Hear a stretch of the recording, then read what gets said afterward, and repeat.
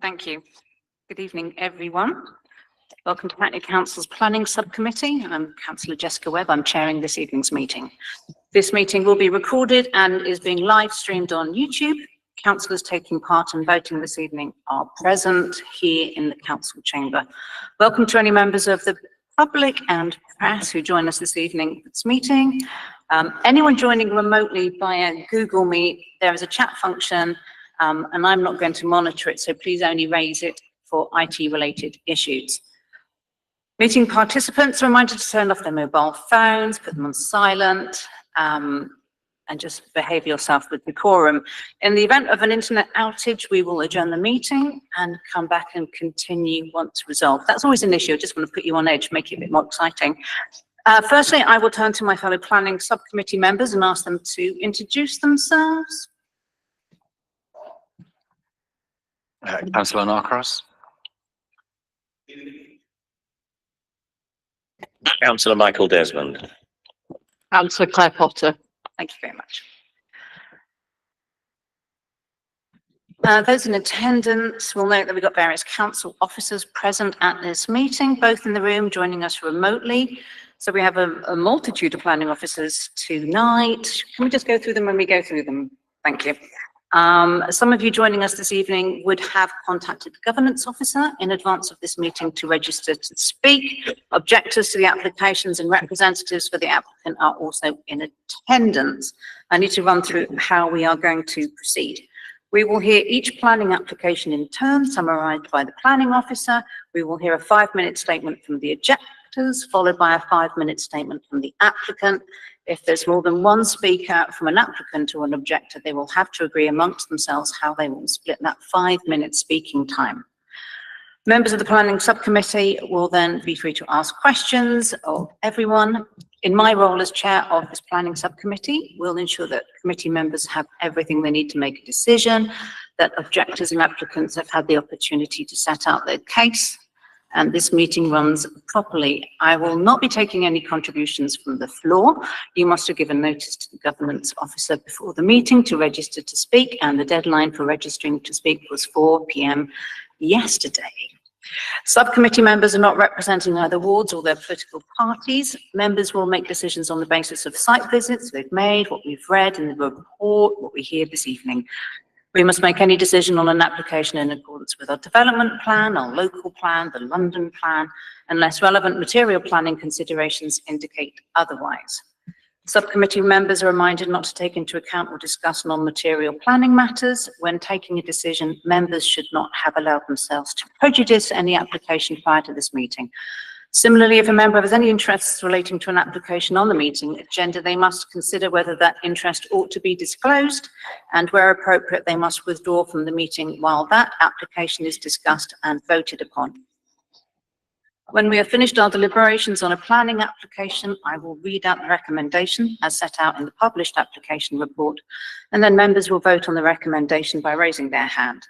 When the decision is made, that is normally the end of the matter for the subcommittee. The applicant may appeal our decision and objectors may seek legal redress. I advise you to seek legal advice in either case. Finally, depending how this meeting goes, we'll probably take a comfort break at some point. And now we will start with the order of the business, beginning with agenda item 1, apologies for absence.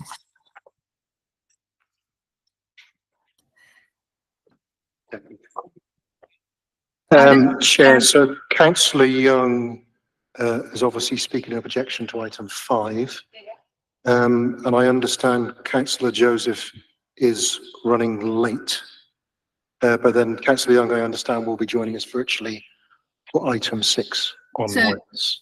Hello, I have to recuse myself from the other Woodbury Down item, which is the West Reservoir project, because I am overly involved in the project. Thank you. Thank you.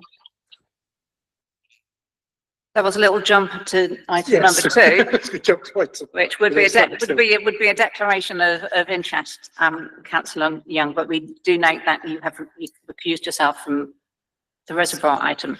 So what I'm doing in effect is I'm giving my apologies for the whole of the meeting, despite the fact that I'm obviously here. Right, thank you. Councillor Narcross. Councillor Sadek sends his apologies.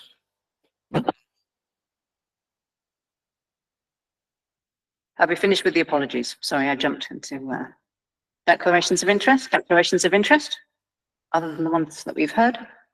Chair, obviously, all the committee know one of the objectors, as he obviously is a former Hackney Council and also chaired this committee.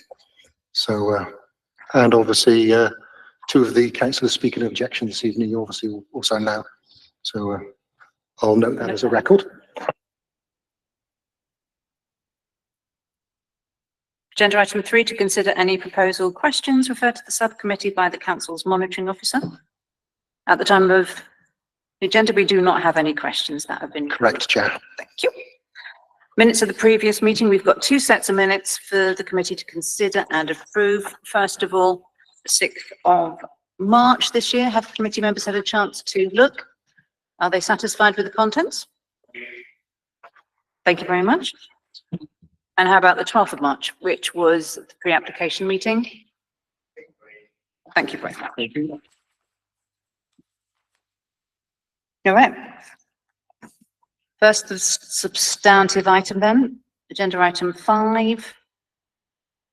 It's a great name, isn't it? Site known as Phase 4. I just call it Phase 4. Shall we move to the officer to make the opening remarks, Yes, please. please? Thank you. James? Thank you, Chair. Yes, so this site is an application in the Phase 4 of Woodbury Down, and it's land bounded by Seven Sisters Road, rear of St Olave's Church, Woodbury Down and Woodbury Grove in N4. It is a scheme of 511 units and a redevelopment of the existing estate within Woodbury Down, known as Phase 4. Currently on site, there's 200 units. And there is to be an uplift of 311 units, so that makes 511 in total. In terms of the affordable housing provision on the site, that is 43% by unit and 47% by habitable room. I'd just like to jump back slightly because I haven't mentioned the addendum yet. There is an addendum which you should have been provided with. That is a reconsideration of some of the comments in terms of the total comments provided and how they were provided, and there is 2 additional conditions that are not pre-commencement conditions. Jumping back to the site location plan, as you'll note, we've got a site there with six blocks of residential flats, post-war in nature. We've got Seven Sisters Road to the north. We've got Woodbury Grove to the east. We've got Woodbury Down, the road known as Woodbury Down, to the south of the site, and St Olave's Church to the west of the site, which form the boundaries of this section of Woodbury Down. Here we've got a aerial photograph of the site that gives you a bit more context. You'll note there's the eastern reservoirs to the south of the site, a bit further. And you can see that parts of Woodbury Down are currently under construction. And we've got a few more aerial views from the perspective using our Google Maps tool. Another aerial view looking south with Seven Sisters Road in the foreground there. An aerial view looking east towards, we've got Phase 3 that's in the background there. We've got the reservoir to the south of the site.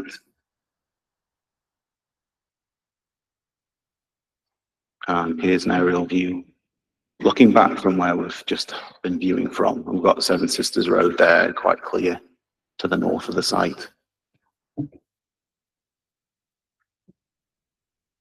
And here we've got a few photographs of the site as it currently is, taken about a month ago.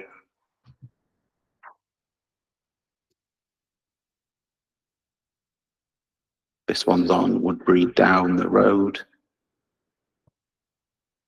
This one's from the pavement on Seven Sisters, looking towards Phase 4. And this is looking across Woodbury Grove. Sorry, that's looking across Woodbury Down, just for clarity. Here's another site, another photograph. And here's a plan showing map and plan showing the heritage assets in the locality. You'll note there's St Olaf's Church, which is listed to the west of the site. Here, this plan shows us phase 4 within the context of the rest of the wider Woodbury Down phase.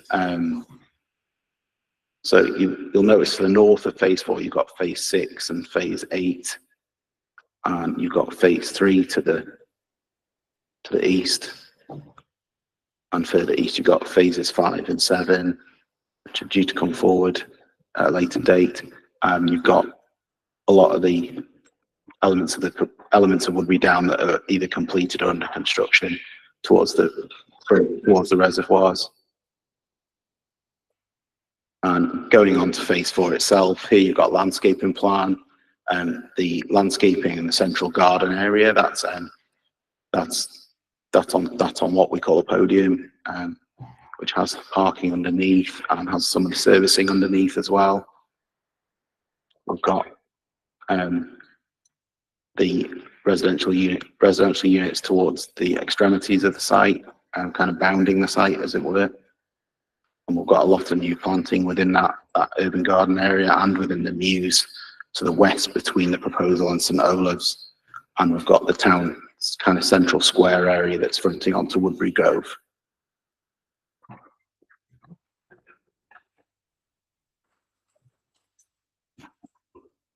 And moving on, this is more of a plan view that shows you kind of the level of the podium. So towards the centre, you'll notice it's quite hard for me to show because I can't show my cursor on the screen, unfortunately. But towards the centre of the site, underneath the podium, you've got the disabled parking and the parking that relates to the residents that have a right to retain a space in the new development that are being decanted from other phases. Towards the east of the site, you've got a pale green area. That's where the non-residential units of the scheme will be. And that's potentially going to be a mixture of E-class uses and F1, with the intention that the council, if it wishes to, as a service provider, can take on a library or civic hub type arrangement. And that will be any use, that could be any use under F1, but the intention is that the council will have the ability to take that on, should they wish to do so. Whilst we're on this one, it's quite good, quite a good slide to show you this on, in terms of showing the difference between the different tenure splits on the site. So to the southeast corner, you've got the tower known as C1. That is to be market units, and that is to be 146 market units. And the north of that, you've got blocks A3 and A4 that are also market units. If you slide down there, because you've got the 4 blocks across the north fronting, well, abutting Seven Sisters Road. Further south, down Seven Sisters Road towards Finsbury Park, you've got shared ownership units, and there's 132 units in there. And the other 2 units, which are known as B1 and B2, you've got the social rent units within the scheme, and also there's 4 mews units fronting on duplexes on the mews that to be social rent also.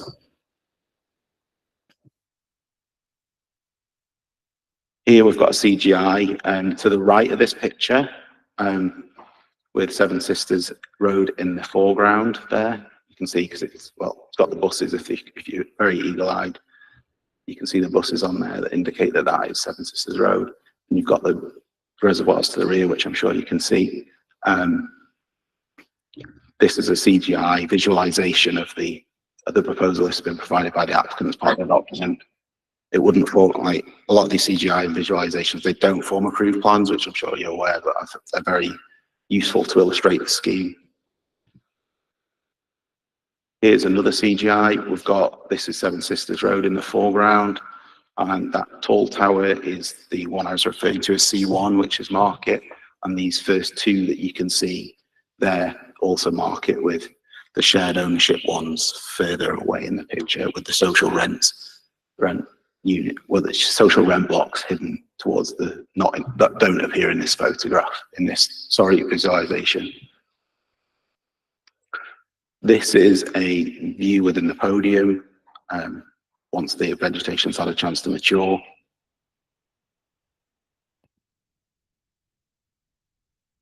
This is a landscaping plan of the central square. Those white areas to the left of this picture, that's where the F1 and E-class units will be going. You've got various play options throughout those little pockets on there, and various areas of landscaping and trees. Here is a view of the central square, looking towards the non-residential units at the lower level with the podium up above. And then you've got those units that I was referring to before, the C1 tower on the left and A4 on the right with A3 behind it. Here's some further podium CGIs that have been provided to us. And here's some podium sections that show you how the intention is for the trees to be planted in kind of tree pits. This slide shows us the play strategy within the scheme.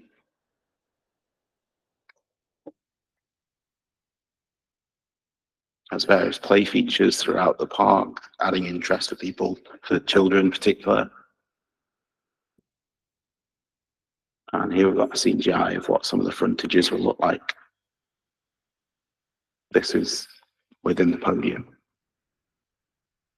Here's a visualization of the Mews area. This is between St Olave's and the Mews social rented units that will front onto this area of the scheme. That block to the prominent block there, that's one of the social rent blocks. Shared ownership blocks, known as A1. So this slide here shows us the trees and how they've been classified and which ones will be to be removed. We are getting a caveat contribution on this site, as well as achieving a biodiversity net gain and policy compliant UGF, urban greening factor. Here's a typical floor plan of the scheme.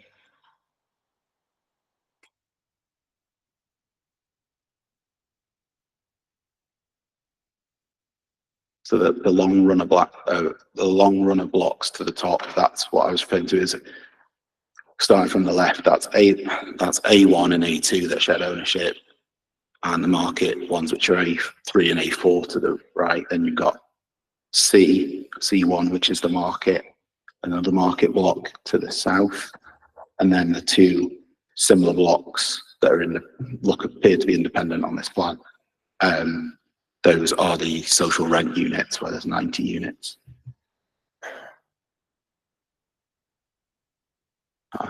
These are some sections to give you a bit of idea of the height of the buildings. And we've got some quite, familiar with a lot of planning applications, we get elevations. And we've got quite a few elevations. This is the north elevation looking from Seven Sisters Road. So you've got the trees that are run along the edge of Seven Sisters Road, between the proposal and Seven Sisters Road itself. We've got a south elevation here looking from the street known as Woodbury Down. We've got block C1 to the right there. And this is the east elevation. So this is looking as if you're looking towards the non-residential units on the scheme. And this is from the new side. And this is looking from within the podium south. I thought these were quite useful to include because we do have, unusually, we've got 8 sets of elevations because of the areas where you can see the scheme from.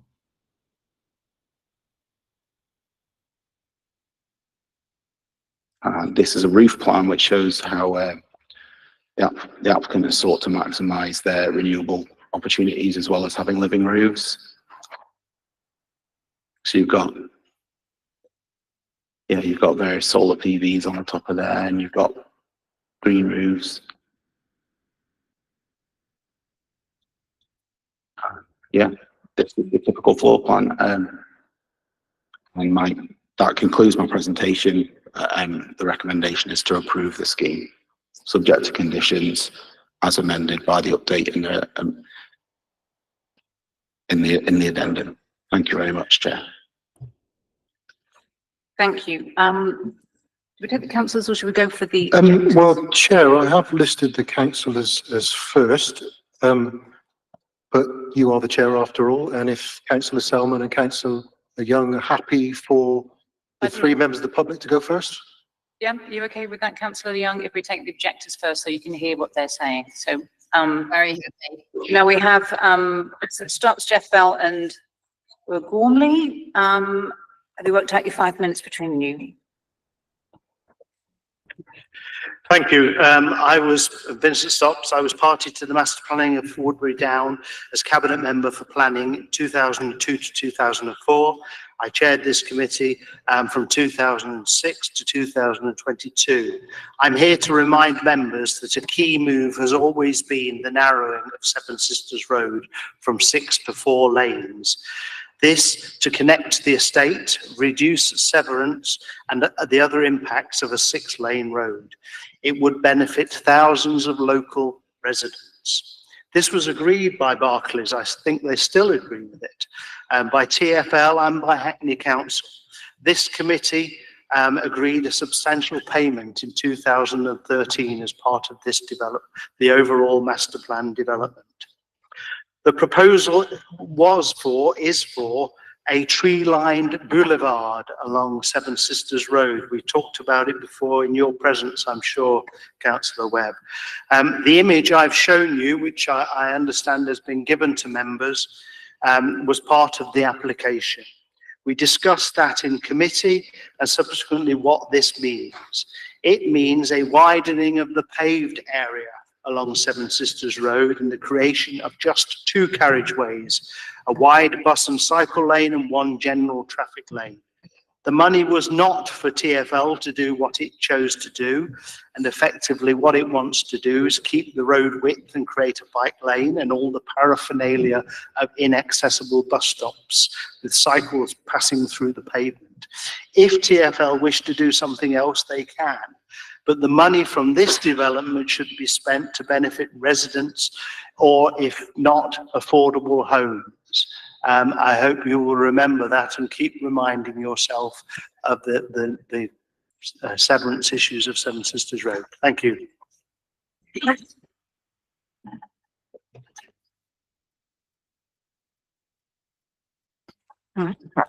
Thank you. My name is Ona Gormley. I've lived on the Woodbury Down estate for almost 10 years. I'm a member of the Woodco board, but I present here in a personal capacity. This is a difficult site and the planners have mostly done a good job. I make the following points. Firstly, I ask planning to consider the environment along Seven Sisters Road to ensure that properties on that road do not become undesirable, leading to them being bought by investors for short-term rentals.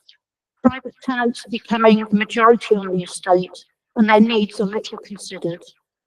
I'd ask the planners to consider servicing arrangements along Woodbury Down. This is a narrow road which currently becomes gridlocked on a regular basis. Pushing all services onto this road will increase traffic to unsafe levels. We need to remember that there is a school immediately opposite the site and a church which attracts a great number of cars. The junction with Seven Sisters Road near Manor House Tube Station will become congested and dangerous.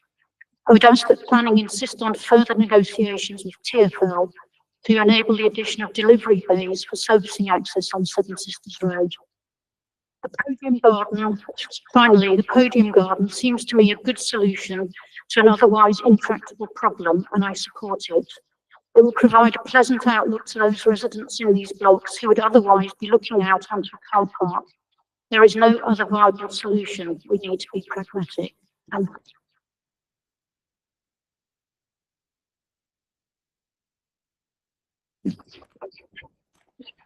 Yes, I'm Jeff Bell and I'm speaking on behalf of Woodbury Down and the organisation Woodco. This is the first time we have asked for conditions to be placed on any part of the regeneration.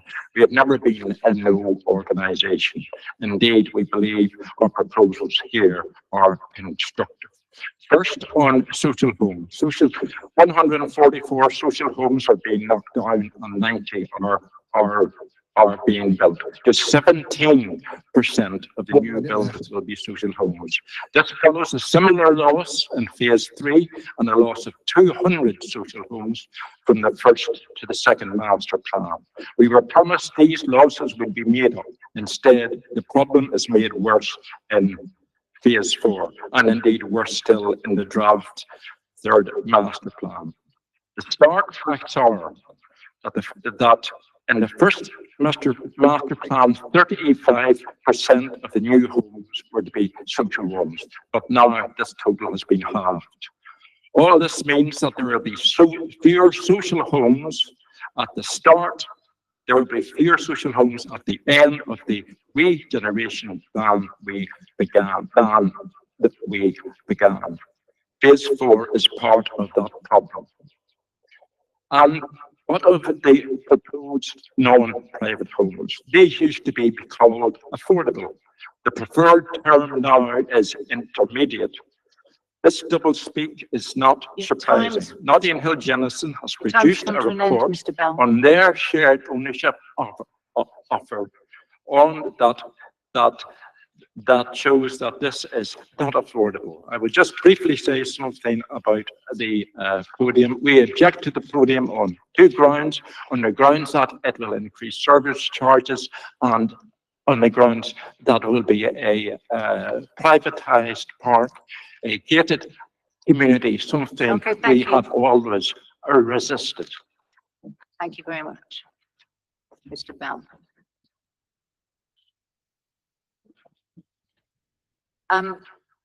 Councillors online, we've got Councillor Young. Councillor Selman, you've got 5 minutes as well. Thanks. So I think the first thing to say is that everything we have to say is supportive and essentially complementary to what Woodco have submitted, and we would really encourage the committee to listen very seriously to what they have to say. They've got years of experience linked to this regeneration, know the importance of having to compromise, but also have some serious concerns that they would like this committee to scrutinise. Like them, there's lots in the proposals that we welcome, but the things that we'd set out here are things that we would really like you to scrutinise, test, and potentially consider conditions that can be put on the application. In addition, first of those is in relation to the podium. In addition to the points that Jeff have raised, just to add to that, so there's 2 separate things. One is about the concern about the privatisation of a large chunk of space, and the other is the fact that it's on a podium and raised up. But the concern is that the latter increases the problem of the former. So we have some small pockets of privatised space already with some of the buildings that are up, but they are on a lower, the majority of those are on a lower level. So if you're walking past them, you can still see into them, so you can still get the sense of green space even if you can't access that green space. That will not be the case with something which is a podium, which is up. We have existing concerns about, if you look at phase 3, which has gone in, it is creating quite a long slabby wall along Seven Sisters. And the concern is that when you put in the podium, the thing that I think you don't see when you see, for example, the bird's eye view that you're seeing just now, is that instead you'll be seeing a wall, not into the green space that's there. Generally, we're very proud of the public realm that has been put in place as part of the regeneration, but the small bits that haven't worked so far are the smaller versions of what is going in this space. So podium spaces within some of the existing areas, and for example, Pewsham, and some of the other blocks that have gone in, which are spaces that are not actively used by residents. We'd basically like the committee to do 2 things. One is, first of all, to really test and ask Barclays why it is that we're aware of the concerns about design constraints, but why it is not possible to go down in order to accommodate things like plant and the parking and the biking spaces, but without having the podium, and why that's not possible. And also to really test what could perhaps be done through, apologies, in terms of conditions, to make sure that reassurance can be provided that the issues with the existing spaces that have gone in aren't replicated with this. The other thing very quickly is to do with the Town Hall Square. We really welcome the efforts of the council and also Barclays in terms of the current ground floor strategy, which is much more robust than before. But what that is tending to start to show is the concerns that we already in Woodco had, which is about the viability of things that are going into that space. We would really like that to be tested to the committee, that we're not going to be building a bunch of stuff that's going to end up to be vacant white elephants rather than active use space. And then the last thing I would like attention given to is to do with the impact of wind. So there've obviously been wind assessments. Those wind assessments, I think, say that it's tolerable, but I have lived on that street and walked down that street, and I, as an able-bodied person, have been pushed over by the wind on that street. And any sort of expert submission will not convince me that there is not a problem, an existing problem with wind at this location. Some of the proposals are aimed at addressing that, but I would really like there to be scrutiny of like I say, the recommendations before we're drowned about it, and the impact that that wind can have on both the Town Hall Square becoming a windy place, and like I say, the podium as well. I'm going to pass over to Sarah now. Thanks. Hi, I'm going to briefly support absolutely everything that Councillor Selman has said, and also really emphasise the strength and power of the experience of Woodco members who have lived and given their voluntary time for a very, very long time to this project. So I'd really listen to their experience. I'm going to mention 4 things very briefly. The first is just to emphasise the point about social and affordable housing.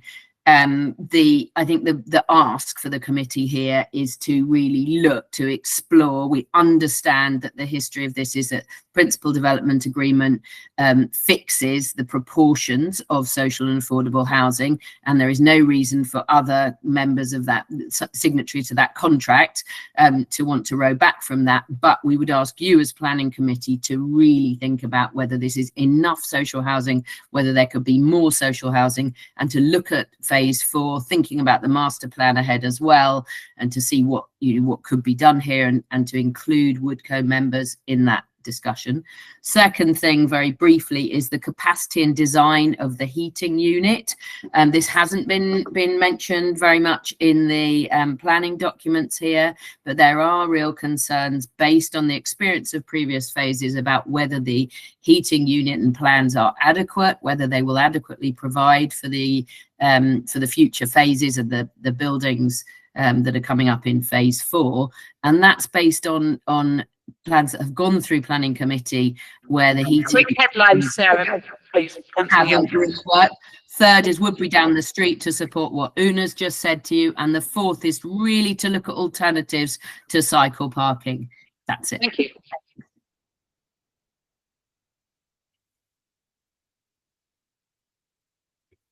So now we have the applicant. We will ask questions, but you've heard questions already. So please do think about picking up some of those points as well in your presentation. So thank you very much. You get 10 minutes actually, don't you? That is correct, Chair. Just to clarify for those in the room and watching virtually, because we've had 2 councillors residents speak, the applicant gets an additional 5 minutes and therefore has 10 minutes to speak. But of course, you don't have to speak 10 minutes, up to you, but you have the option of 10 minutes.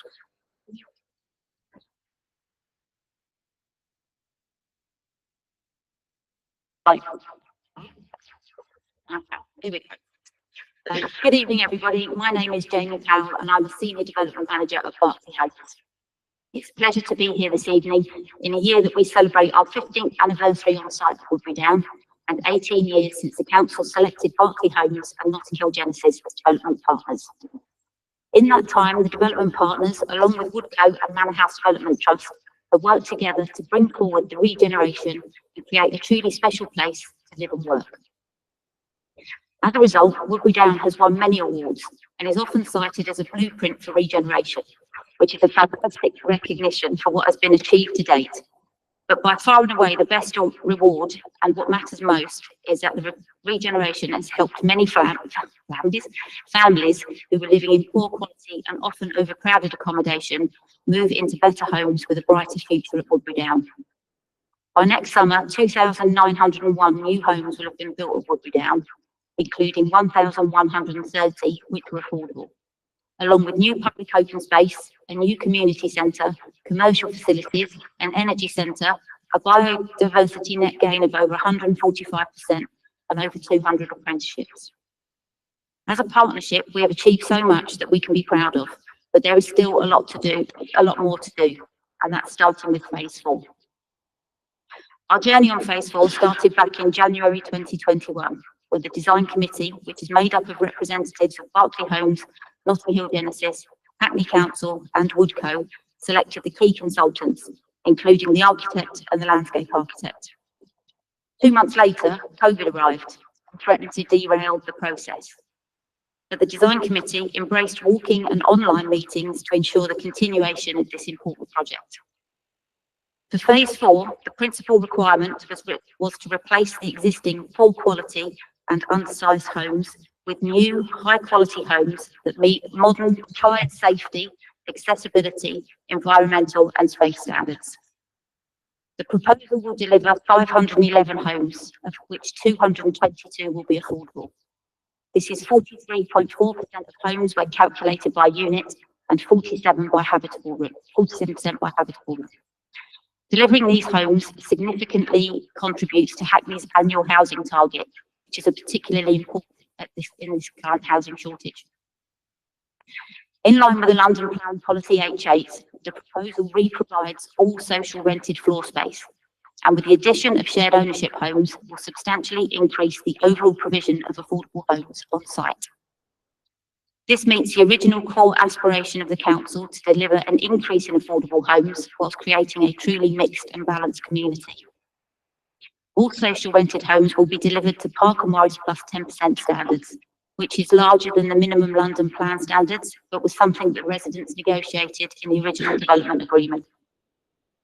Over 92% of homes are dual aspect, and we have ensured that there are no north-facing single aspect homes. All homes will have generous private amenity spaces and access to high-quality communal garden and improved public realm. The new social rented homes in phase 4 will be for existing secure tenants located within later phases of Woodbury Down.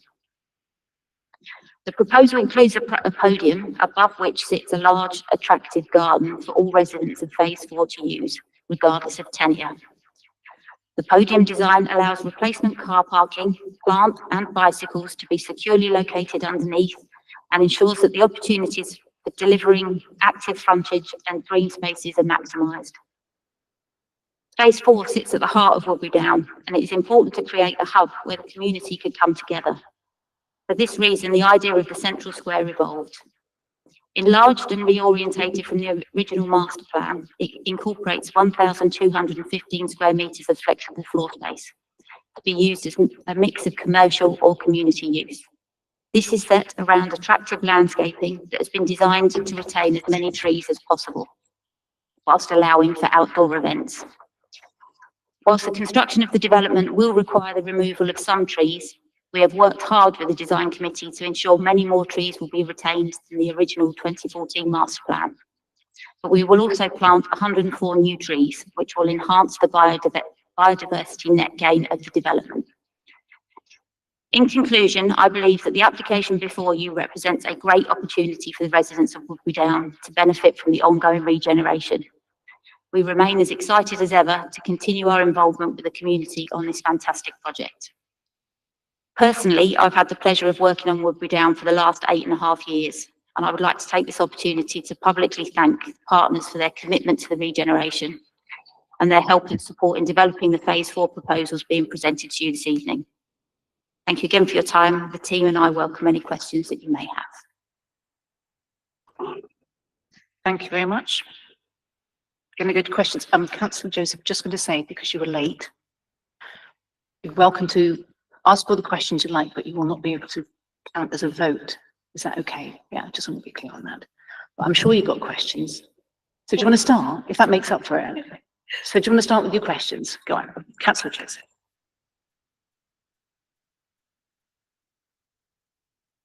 It's good to know as to what you can hear.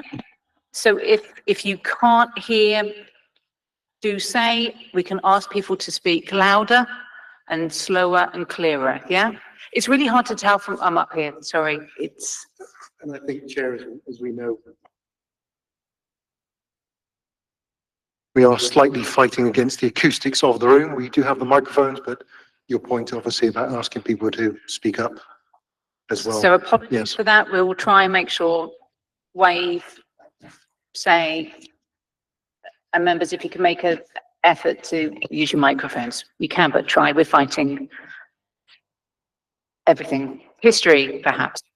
Technology, it's not a good combination, is it?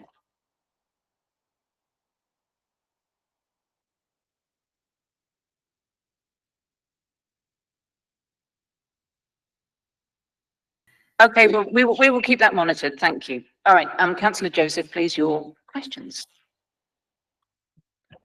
Thank you, Chair.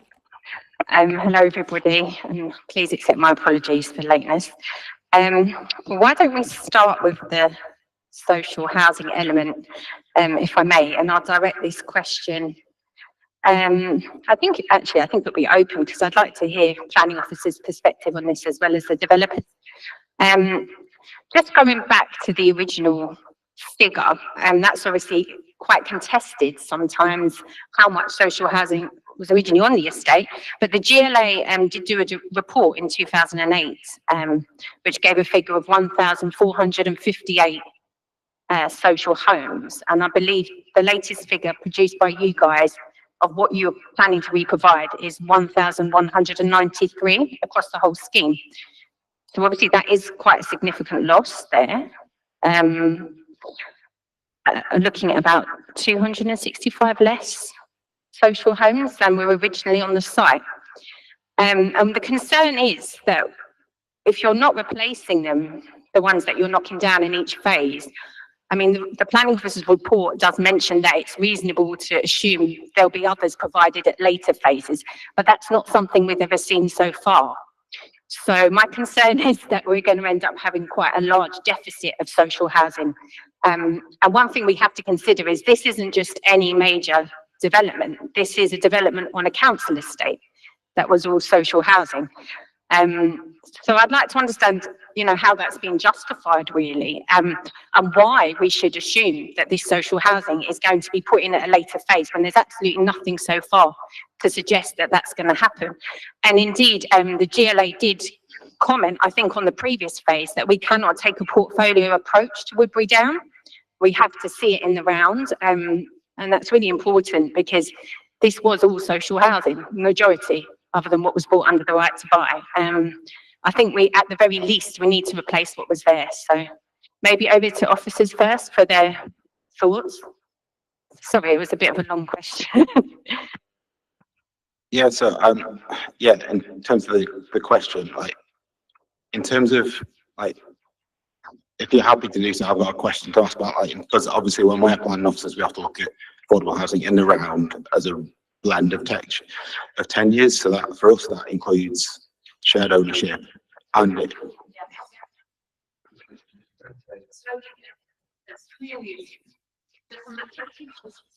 Yeah. So I wasn't even talking using my microphone then.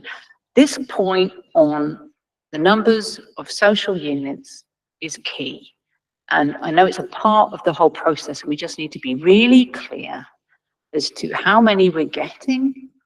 I've heard we're losing, I've heard we're gaining, and it may be on which part of this development we're talking about, but this is a key point we need to hear because that's what we're interested in the number of social homes, and I know there's others and backing up, but the taking away the deficit, what's the deficit? Is that correct? That's what we need to be clear about tonight, please. Okay, Yes. council's regeneration team, yeah? We've got all our officers here. Someone else that it's okay. Done the maths, can talk about these units. Thanks. I mean, I think if you want to ask questions about the overall overarching strategy, including future phases, I think that's probably a question that the housing regen team would be down part of it would be better placed to answer probably than planning officers.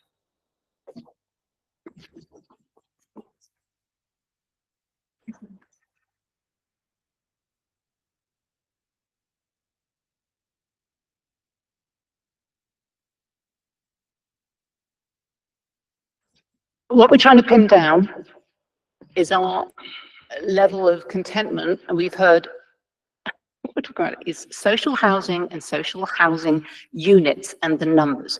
We are demolishing buildings, we are building buildings. What is the percentage or numbers of units of social housing in this? Appreciate this may be a whatever part compared to the overall. But we don't want to hear, what we're hearing is deficit, what we're hearing is less. That's not what we want to hear. We need to understand that this is an improvement of social housing provision. That's the big picture. That's the top line. Can someone please be clear on that? So from the Woodbury Down regeneration, sorry, can you hear me? Can you hear me now? Yeah. So from the Woodbury Down regeneration team's point of view, there were two core commitments at the start of this regeneration scheme. One was to rehouse all of the existing residents who were there at the start of the scheme, and the other was to deliver 41.7% affordable by the end of the regeneration. So this phase contributes to both of those commitments. The developer will be able to provide further information on the floor space, but the units that are being provided are larger than those that were there before, and there is a different mix. So the reason there are different numbers about what was there at the start and what is being there at the end is there are different ways of cutting the same set of numbers, which makes it more complicated. But those two core objectives were what was there at the start and what will be delivered by the end of the regeneration.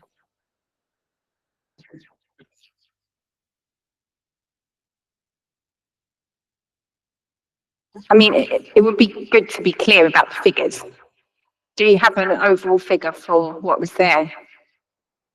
Well, the GLA give the figure as 1,458 anyway, and the Berkeley figure that's published is 1,193. So I understand what you're saying, that in terms of the inside of the homes might be a bit bigger, but it is still a reduction in social housing. And even just this phase alone is a reduction, isn't it? Because there's currently 144 and there's going to be 90. Is that right? Right, I'm going to wade in. So on phase 4, you are correct. There are 144 existing social rented homes, and we will replace them with 90 social rented homes. I'm going to be really clear about phase 4 and what's on the table tonight and what needs to be determined. Those 90, the 144 are sort of undersized existing units. The floor space equivalent is being re-provided. So the unit number is different, but the floor space is equivalent. And that's important because that meets policy H8 of the GLA. So under the London Plan policy H8, we are meeting that policy by replacing the floor space of social rented homes. The other nuance to that is that the homes in phase 4 are 1, 2, 3, 4 and 5 bedroom homes. And they're also built to Parker Morris plus 10%. So they are much bigger than the homes that are being taken away. So we have to, under the terms of the development agreement, build to a housing needs survey that tells us the people that need rehousing on Woodbury Down. Sorry. So we've been asked to provide a specific mix, which has quite large 3, 4 and 5 bedroom homes. And so, yes, it does seem like there's less overall units, but they are meeting the need and they are meeting the policy. Does that make sense? And I suppose just to add on to that, so we are delivering 90 social rented homes, but we're also delivering 132 shared ownership homes. Those shared ownership homes are 1 and 2 bedroom homes, so that they look like there's more of those than the social rented, but on a floor space analysis, they're similar. But because they're cut up into smaller slices, you end up with more shared ownership homes, but they are sort of equivalent on a habitable room basis, if that helps, and a floor space basis. Do anyone come back? It's the same topic. I mean, this is it's going to be the big one for us. Yeah, so we might as well just chew this a bit more. I mean, I'd maybe just check with planning officers. Is that actually planning policy compliant then? Because we asked for 50% affordable housing, and of that, 60% should be social, even if we weren't replacing social homes. That seems a lot less to me. And it also seems, in terms of family sized, that the majority of the social rent is actually 2 bedroom. There is some that's bigger, but not, 4 bedrooms, you've got 7. The shared ownership, there's nothing bigger than 2. And I'd say that's because no one can afford it, because it's really not affordable. It might meet the category, but it's not. it's not really affordable, is it, for people in Hackney? So would you say it was planning policy compliant, what's being offered in terms of the affordable housing? In terms of I'd have to refer you back to the officer's report where I've set that out in full in terms of whether or not it's policy compliant. And I think that's quite clear from that no, it's not policy compliant, subject to viability concerns and in terms of the registered providers available and that will take it, are willing to take on those units. It meets their needs. So I feel I've set that out quite clearly in the report. So that's in 6.4 and particularly 6.411 onwards. Have you got that? Is it okay? Yeah. Okay, thank you very much. Yeah, no, that's good. Councillor Desmond. Yeah, so we visited the site and saw you there. I think you made us a cup of tea, so I think we'll have to declare an interest. And it was a pleasure to see the ambience and the success. But we are obviously very concerned about social housing. The borough has immense social housing need. So, and I was doing some analysis last week, affordable rents are designated 80% approximately of market rents. And I'm afraid that makes it unaffordable for many people. So of the social housing, what number of those in phase 4 are intended to be at social rents, which are generally, literally affordable for people here? The makeup is 90 social rent, and those social rent are for existing residents that already live on Woodbury Down. So they are rehousing people that live on Woodbury Down. And then the 132 are shared ownership. They're shared ownership. Sorry, so you said that the 132 are shared ownership, and are they going to be staircase, or is there a particular percentage of shared ownership that you've determined in advance? As I understand, you can staircase out 100%, but that's over to Notting Hill Genesis, who also asked for the 1 and 2 bedroom homes rather than the bigger 3-bedroom homes. So that's why that mix is also. Okay, and of these that we've discussed, so it's clear 90%, the 90 are going to be, acceptable to people. Are there any going to be at this notional affordable rent then? We don't have any affordable rent on Woodbury Down because it's a state regeneration. We are required to re-provide homes for the existing social rented people that live there. So it's just a straight social rented for social rented. That makes sense. Okay, and finally, with the 132, which is a large number of shared ownership, the proportion of the property that they're renting, how will the rent be determined for that?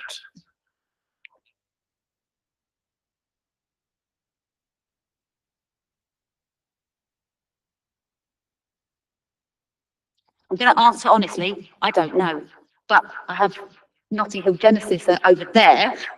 Is that something you can help with, Anthony? Well, I can't. If I say so, so that's okay. So yeah, and also it's just people on there. Is it a quick? All right. I'm sorry, I'll repeat the question. There's going to be 132 units in phase 4, which are shared ownership, and this could be 25%, 50%, or whatever. What I want to know is how you'll calculate the rent that will be paid, the proportion that is rented.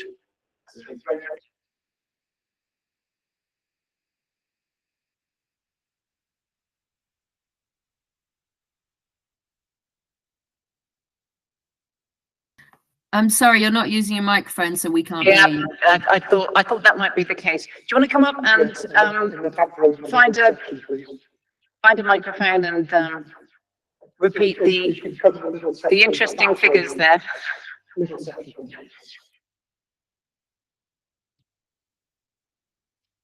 Yes, next to you, gentleman with glasses.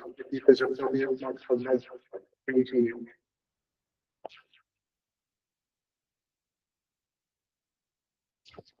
So just to clarify, the rent on retained equity, so it's the part of the property someone doesn't buy, the rent is capped at 2.75% on the retained equity. Obviously, current mortgage rates are typically in excess of 5%. So someone buying a 25% share in a shared ownership property would be paying, say, 5+% on the bit they do purchase, and a much reduced rent on the part they do not. It's approximately 50% less than effectively the market rate. Is there any assurance when people sign up for these shared equity properties that these rent levels will be retained at those relatively attractive rates? That's right. It is a cap, so it is retained. Unless someone decides to, obviously, staircasing is a possibility. Obviously, we expect most of our customers probably wouldn't do that in the current climate. Obviously, the position on interest rates has changed significantly in the last 12 months or so. Okay, thank you. Councillor Levy? Thank you, Chair. Well, wishing to be, sorry, as loud as I can, okay. Without wishing to be a flippant, sorry.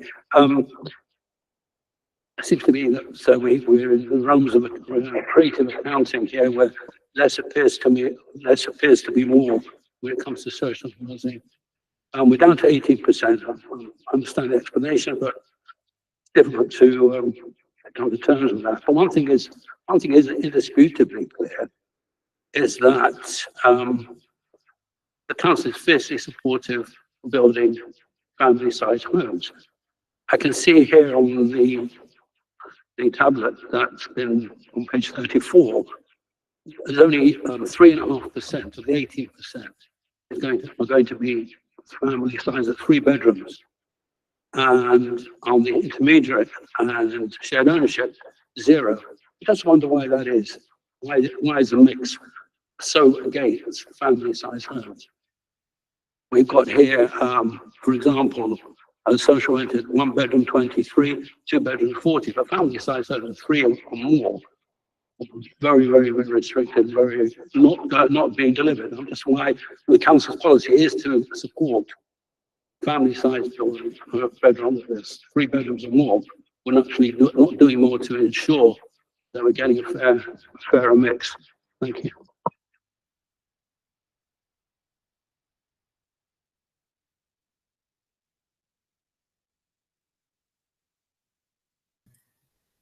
Again, no sound. Yeah, we're just trying to work out who might try and answer that question. Just because I thought we had kind of gone through the 90 units of social rental to have the family, and it's just the shared ownership was 1 and 2 beds.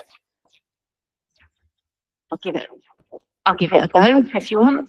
So in terms of the shared ownership, there is a recognition in the council's policy that 1 and 2 bedroom you would like to have 1, 2 and 3 bedroom homes, but there is a recognition in the policy that within Hackney, because of the nuance of how you buy shared ownership homes and the eligibility criteria about how much you can earn versus how I'll get this right. You have to earn there's a very small window of earnings that you can be in to tick the box for a 3 bedroom home, and there's recognition in the policy that makes it very difficult to deliver and then sell on 3 bedroom homes in Hackney. So at the time we were putting the housing mix together, there was an acceptance with there was an ask from Notting Hill Genesis to not provide the 3 bedroom homes because they would have difficulty selling them with the restrictions that come with that. And we had that discussion with the planning officers, and that was accepted in terms of 1 and 2 bedroom homes, because it doesn't actually matter to me as a developer. I don't sell them. So it was specifically an ask from the RSL, and it was something we discussed with the planning officers at the time. So it was a sort of an ask. We were the conduit for that ask for the RSL. In terms of social rented, we work off of a housing needs survey. So the Regen team, along with the housing colleagues, do housing needs survey of the residents that are going to move into phase 4. Their housing size and requirements are taken into consideration. You have a very generous split household policy at Woodbury Down, which allows large families to take the opportunity in the regeneration to opt for smaller homes. So, for example, if you have a family of 4 and you have adult children, you can opt to have 4 one-bedroom homes. So that is then taken into the blend that we provide for social rented. So it might seem a bit peculiar or slightly odd, odds being a policy, but we work within the housing needs survey that we're asked to do. We have Notting Hill Genesis requiring their nuance because of just of how it's set up. It makes it very difficult. And in the private side, we have 1, 2 and 3 bedroom homes. I hope that helps. Sorry, I waffled a bit. Okay, thank you. Yeah, Councillor Potter. Thanks, Chair. I just wanted to delve the deficit of the affordable homes a little bit more. On page 51 in 6.4.10, I know this has been mentioned, but I just wanted to kind of come back and just get a bit more information. Officers suggest in their report that the adoption of a more flexible approach in the the preferred housing mix is considered acceptable in the circumstances of this case, particularly due to the fact that it's not unreasonable to expect that a more policy compliant mix can be achieved in the overall delivery. So I suppose I want to come to both officers and to Berkeley Homes to outline how you would bridge that deficit, given the evidence has been so far that we have a compounding deficit. Why do you think the circumstances, the economic circumstances, are likely to be different in the next phases to enable you to deliver, a more compliant housing mix? So I think that's what, we are finding a bit incredulous. I'll take that one. So from an officer's perspective, it appears much easier with a larger outline where there's more scope to be policy compliant than on a site like this, which is a bit more constrained. So in terms of phases 5 to 8, which we understand are coming forward as an outline application, the nature of it being a much bigger site means that we can actually look at it, how you provide that in a much more different way. And with it being an outline rather than a full application, we can kind of set those parameters quite early on in the application before it comes forward as reserved matters later on. So could I just ask what, in phase 5, 6, 7, what is the preferred housing mix going to be, given the fact there is this deficit now? Are we talking 70-30 or, I'm presuming you must have some ideas for those phases if you think that it can be made up? As an officer, I'd always want it to be policy compliant if at all possible, unless there's material planning considerations that indicate otherwise. But yeah, our starting point would always be, we would want a policy compliant scheme. Councillor Norcross. Sorry, just as a follow-up on that. So if your starting point is for it to be policy compliant, obviously, that's great, but we are talking about kind of a built-up deficit with the previous phases. So would the starting point not be policy compliance making up that deficit, or is making up that deficit not something that comes into your considerations when sort of setting out that in the beginning? We'd have to consider that application in its own right when it comes in.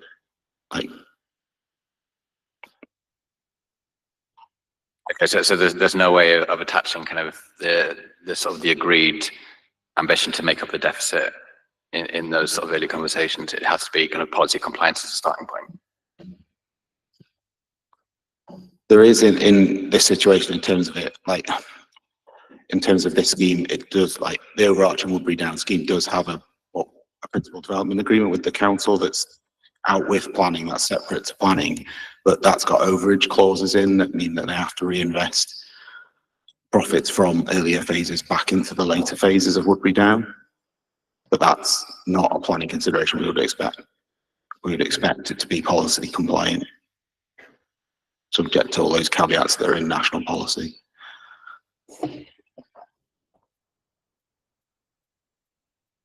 Councillor Desmond? Have we got one of the legal officers here today?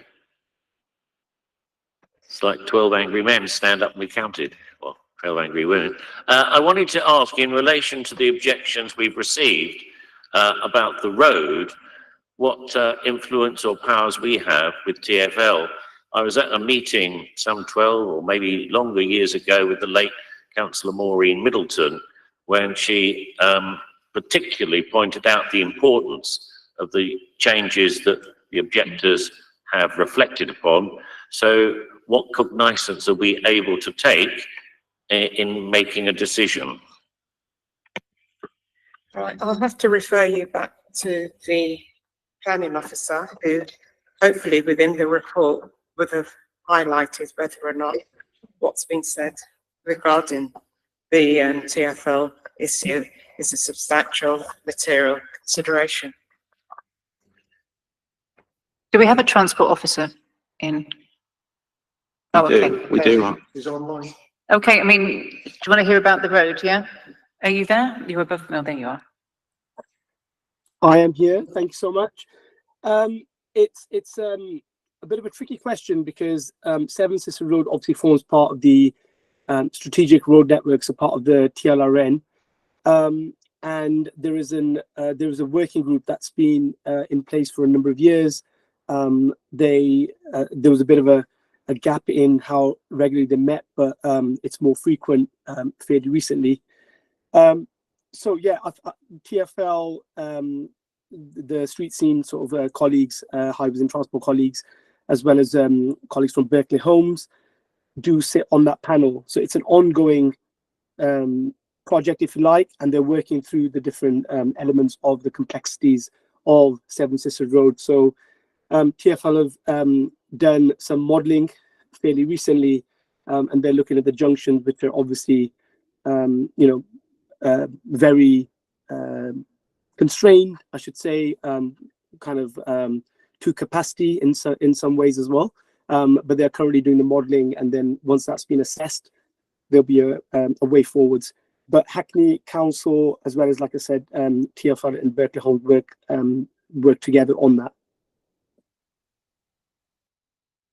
Okay, that's very helpful, but I'd like to recommend that this committee does commend the idea of the very boulevard former councillor Vincent Stopps referred to. When we all get close to the age of popping our clogs, we want to feel that we've done something that's worthwhile, and creating a boulevard along Seven Sisters Road strikes me as something eminently worthwhile. So even though we can't make a decision that would in any way override TfL as the road authority, I do think it should be something that we actually recommend. If our head of planning wants to come in. Thank you, Councillor Desmond. I think I'm right in saying that the Seven Sisters Road was discussed and considered as part of the phase 3 of Woodbury Down, and the Section 106 agreement was secured as part of that. So that was the place to have that discussion, and we've already secured the Section 106 agreement for that, which includes the financial contribution. I could just get my officers to confirm that.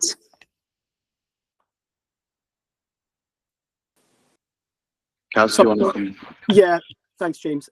Thanks, Natalie.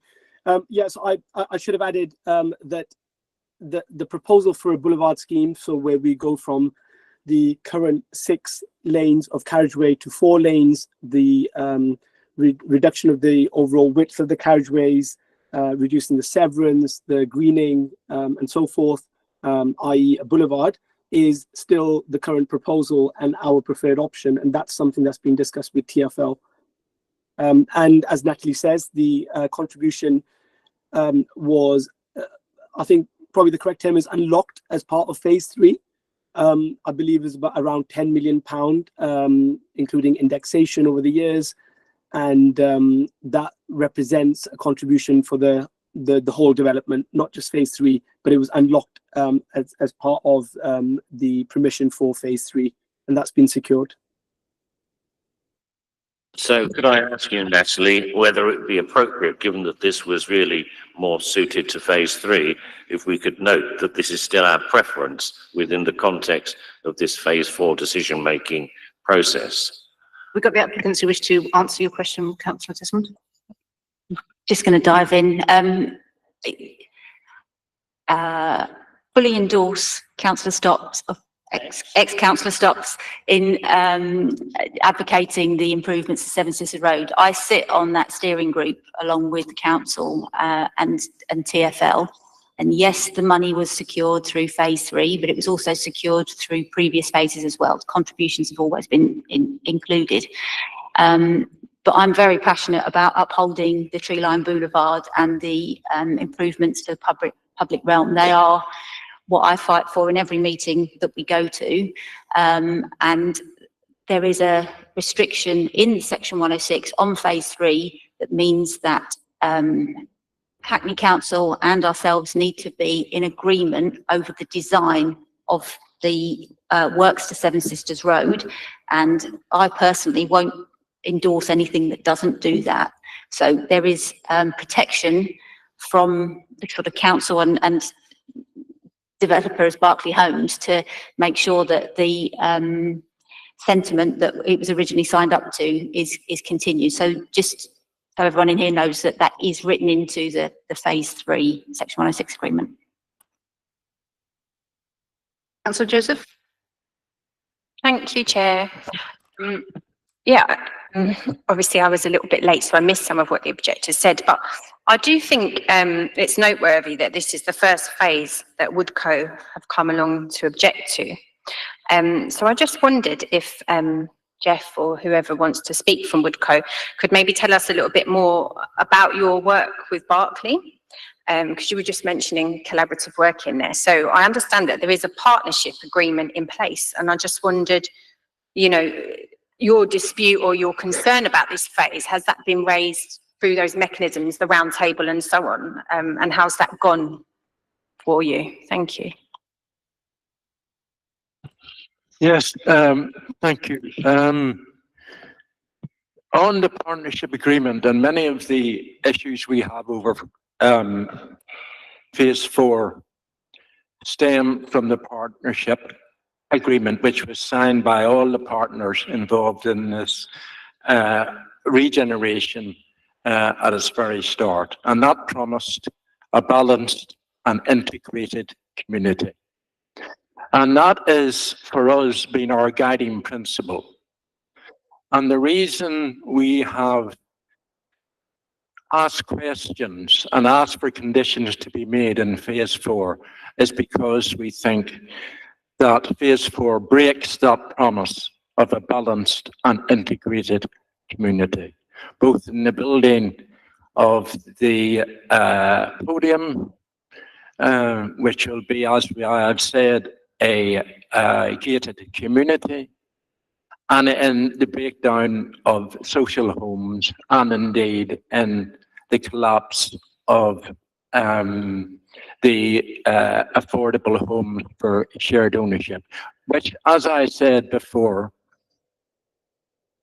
Notting Hill Genesis has produced a document which has shown that the shared ownership homes will not be a sustainable offer for those earning an average London wage.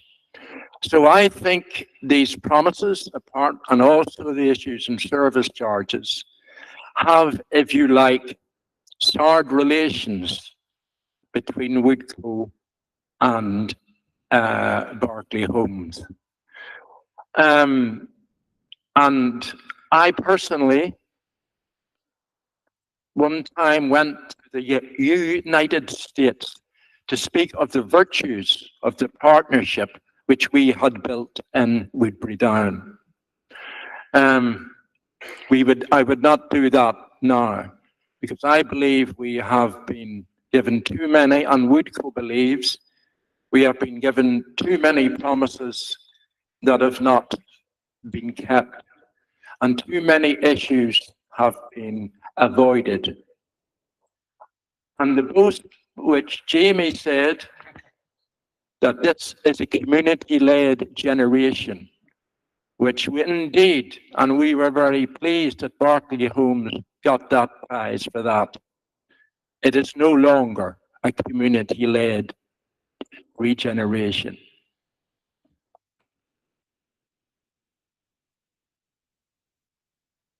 Any other questions from the councillors? Councillor Norcross? It was on, I guess, sort of the broad topic of the quality of the accommodation. So that there's various bits of the report that sort of highlight sort of issues with the actual units, potential issues with the actual units themselves. I think it was touched on by the objectors, it's raised by the design panel, particularly around the sort of single aspect, dual aspect issue. I think the phrase that's used somewhere in the report is that they're sort of dual aspect by a technicality. And I just kind of wanted to hear a bit more on how that decision was come to. Obviously, there's issues with overheating and ventilation associated with single aspect dwellings. I think that's something that's been flagged as being an issue with some of the previous stages of the Woodbury Down regeneration of this issue of overheating. I'm just sort of concerned that we're sort of being aware of those problems, we're sort of building them in, and I'm just curious what's being done to address that. I was going to say, for the guy at the back, I don't want to get into a debate. You know, it's not a debate. We need a clear question. So not you, Councillor Norcross. So I'm not minded to call you unless we have a specific question, or unless your applicant says the answer is going to be responded by you. It's, as I said, we don't take input from the floor unless specifically directed by the applicant or the objector. So I'm just saying, I'm not going to call you. And can we have an answer to Councillor Norcross's question, please?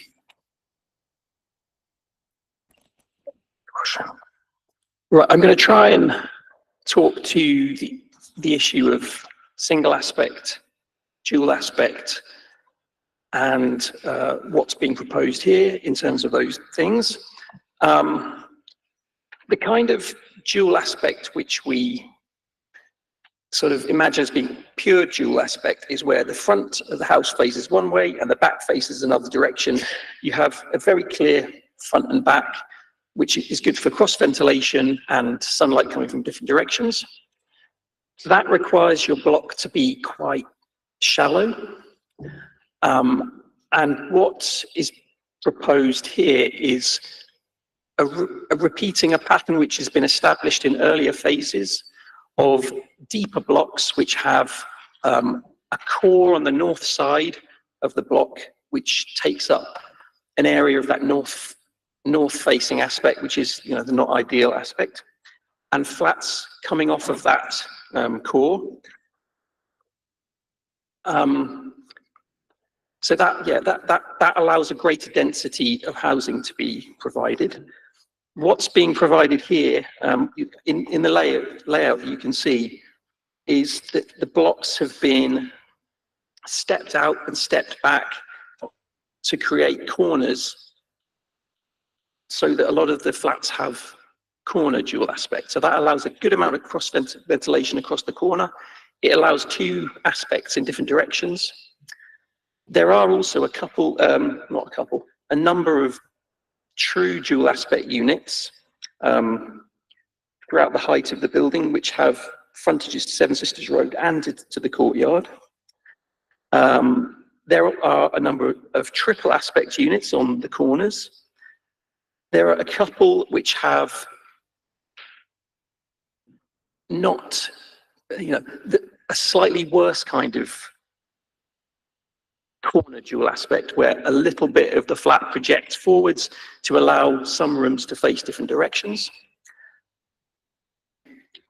But overall, I think looking at each of these flat types, they all conform to, I believe, the GLA's definition of what a dual aspect should be, which is, you know, there should be a certain depth and distance between the windows. And I think, yeah, for a dense development like this, you know, you have to go for that sort of approach. Otherwise, you have very shallow buildings and much lower density and fewer units. Councillor Joseph. Thank you, Chair. Sorry to hop back and forth, but if I could just go back to the objector's response to my question about collaborative working.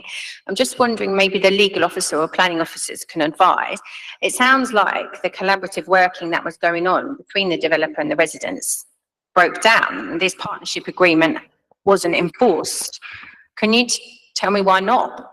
You know, why are we at a stage where it's come to planning, but the residents committee don't want it to be passed? Chair, can I just say something? I'm not quite sure if that question is a material consideration or relevant to tonight's Well, discussion. it depends if it's legally enforceable, because there was an agreement, I understand, in place for Woodco to work with the developer. Was it not a legal agreement then?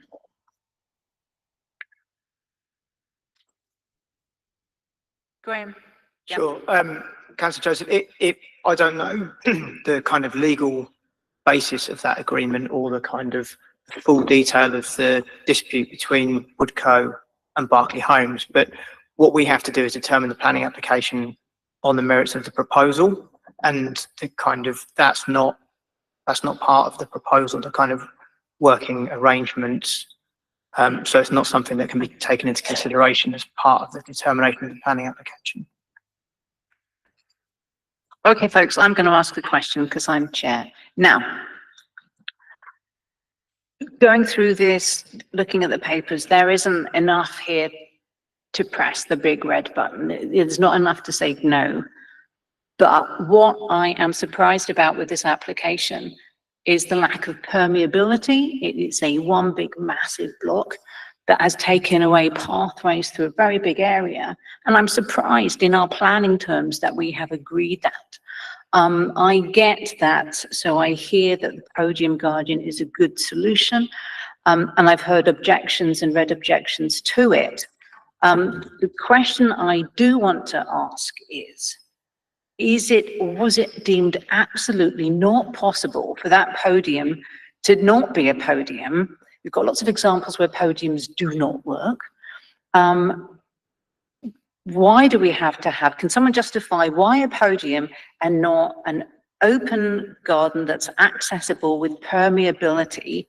How important was the car parking to be facilitated in its way? And have you been to podium car parking? Because it's dismal, even in the best of schemes. So it's, I'm just going to have a moan because I do not see how we can build in permeability to a massive block.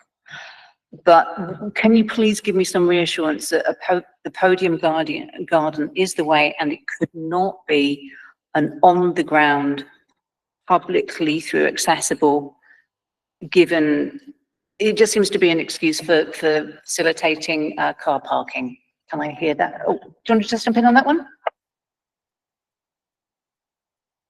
Great, Chair. Just to add the point that Councillor Selman raised as to why, you know, we can dig down further to accommodate some of the services of the car parking. And So that's a kind of a different way, because there's either flat or actually going down so that it would still be flat, and car parking could be in a basement situation and not all lifted up. So yes. Well, it adds to your question. As in why, you know, why the podium and why the car parking underneath, and could that not all go down? I'll answer if that's it. My name's Martin Kiefer. I'm the architect for the scheme. I'm going to take it in two pieces. The first is about the wider permeability in and around this site. We are also architects leading the master plan for phases 5 to 8, and that has always been a big consideration in the development of this plot, and the wider aims for what Woodbury Down is trying to achieve, breaking down Seven Sisters Road through the boulevard, through new crossing places. That's being delivered or achieved through what's called Green Fingers, which work from New River on the top of the site through to the existing reservoirs on the south. This scheme very much works with that principle. There are two green fingers which cross the plot, one on essentially each end. Now that is tied to the proposals for crossing of Seven Sisters Road. There are 3 existing crossings on Seven Sisters Road at basically the major junctions. Part of the wider proposals for that street is to introduce intermediate ones between Woodbury Down and Manor House, and one on the other side. This, the scheme that's in front of you aligns with that. So the Muse area, which is a landscaped space on the west of the site, will align with the proposal to cross Seven Sisters. And that's really important in considering where people are coming from and going to in terms of permeability. It's not necessarily the case that there are desire lines crossing this site through the centre of it. So that's the kind of wider point about how it sits within the context of Woodbury Down. In terms of the podium itself and whether or not why it is proposed as a single level deck with the gardens above rather than a sunken courtyard, we did at design stage review many options for how we would approach this. The underlying need here is really driven by the relocation of parking, which is uncommon in other schemes. It's a particular requirement at Woodbury Down because of the protections on existing residents. And that takes up a significant quantity of the parking, the podium area that you see in front of you, in addition to bikes, bins, and all the service aspects.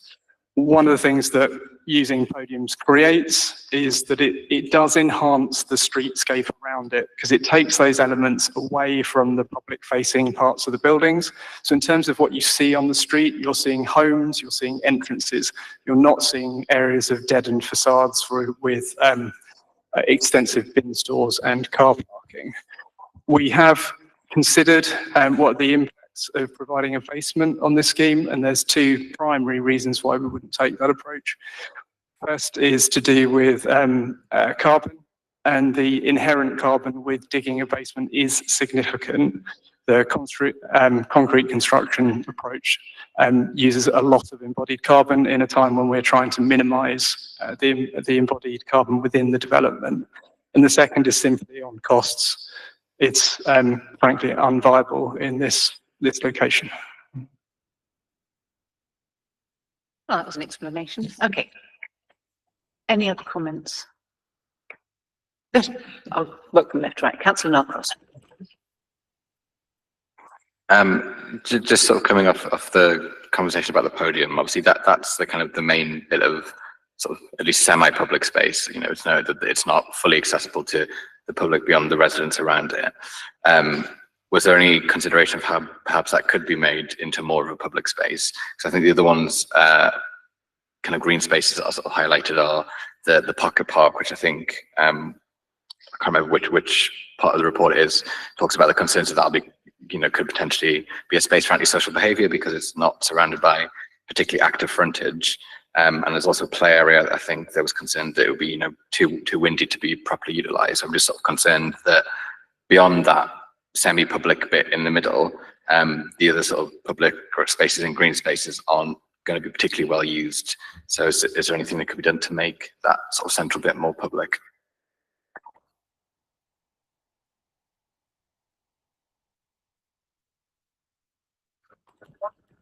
So my name is Sean Tickle, I'm the planning consultant. At the moment, the access to the podium is there for all residents of the blocks. So it's social and intermediate and the market units have got access to it.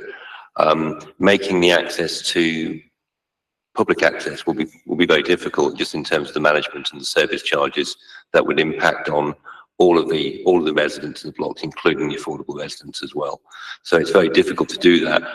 It's not impossible, and we would, you know, at times be willing to look at that, but actually we felt that actually in here we're delivering a very large public square at one end of the site, which is going to be the heart of Woodbury Down. It's replacing the Rose Garden, which is much loved, but it's actually going to be in a fantastic space where there's going to be lots of different events, very sort of public and very used space. At the other end, we have a sort of muse space, which is a quieter, softer space, but that's also public space as well. And the space in the middle is at the podium will be a fantastic space for the residents. It will be safe, it will be secure, it will be usable, and it will be increase the biodiversity, you know, again, this scheme by significant amount. So we're not saying it's not impossible, but we do feel that in this particular situation, it's better that we have semi-public access to that podium and public access to the other high quality spaces. Councillor Potter? Just wanted to ask questions about the design and the massing on Seven Sisters Road. I think it was described as slabby by one of my councillor colleagues, just the kind of continuous approach, but also the concern that I think has been raised about, the flats maybe being used for kind of rental because they're not attractive places to live. So I'd just like to know your comments on that and answer those, those concerns. I will let Martin defend the slabby comment, and I'll pick up on the tenure point, ownership point. And also, I suppose I'd also like to know how that design along that stretch fits in with the other designs that are all already there, and how it kind of complements that. What have you learned from those other bits that perhaps you're doing differently in this bit? So a bit more design thought on that massing, please. I'm going to start by explaining something slightly different, but it will, I hope, explain how we came about this through the evolution of the scheme here. One of the things that was really important to the way that we are thinking about this site is making sure that the environmental conditions are good on site in terms of noise, in terms of daylight, in terms of wind conditions. The scheme evolved in this way to make sure that in terms of acoustics and daylight particularly, there was really good penetration, sunlight penetration into the site and the public areas, and they are protected from Seven Sisters Road, which isn't a noisy and busy environment. What that leads us towards was a more broken form on the south side. So on Woodbury Down, the buildings are more individual with big gaps between them. That allows sunlight between them and into those public spaces, and for the residents that are facing south in the northern, the buildings on Seven Sisters Road. So that's just a little bit of background to where we go and why we lead ourselves towards placing a more consistent block on Seven Sisters Road. That block also has a significant acoustic impact, as in it's blocking noise from the road to all of the residents that face the gardens and towards the south. In terms of Seven Sisters Road itself, tree retention has always been a significant aspect, and setting the buildings back behind existing mature trees in order to provide that boulevard type approach has been a big impact of the design. So we do have generous frontages at the front facing onto Seven Sisters, which pull the buildings back and create more width onto the street than you are seeing perhaps in phase 3. The heights are individually set, so it is a series of 4 buildings, but they're not expressed as a single block. They are, if you look at the elevation, there are individual points of height, which then have lower shoulder blocks between them. That is designed to provide a kind of regular and rhythm to the street and the buildings that look out. And it also comes back to the points made earlier about dual aspect and providing apartments that look up and down Seven Sisters Road, not just straight out onto it. You can see in the images on the screen there. So while it is a continuous block, and to do with some of the environmental concerns we've talked about, it is not expressed as such. It's taken as a series of 4 buildings with linking blocks between them to break down that overall scale. Do you mind if I ask Councillor Selman if that addresses her concerns? I can't see you on the screen. Councillor Selman's had to go to another meeting. Okay. Want me to answer? Yes, councillor Young, if you don't mind, if that's okay, Chair. Yep. Go ahead, councillor Young.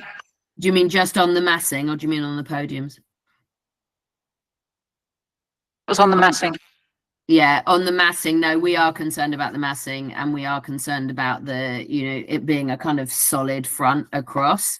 We're also concerned in the light of how phase 3 has turned out, that phase 3 is very close to the edge, bearing in mind Seven Sisters Road hasn't been narrowed yet and who knows what will happen with that. So it does feel very blocky. And obviously we absolutely take on board that, this is partly about protecting people from a very busy road, which is why what happens round at the back is so important, which is why the podium question is so key. Thank you. Councillor Joseph. Thank you, Chair. I mean, if we could just maybe go back to the podium briefly. I remember Councillor Selman was telling us that the smaller versions haven't worked very well. They're not used by residents.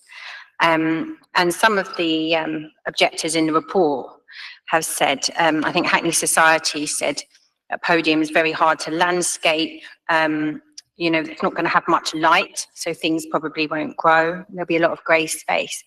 I mean, why do you think people are expressing those concerns?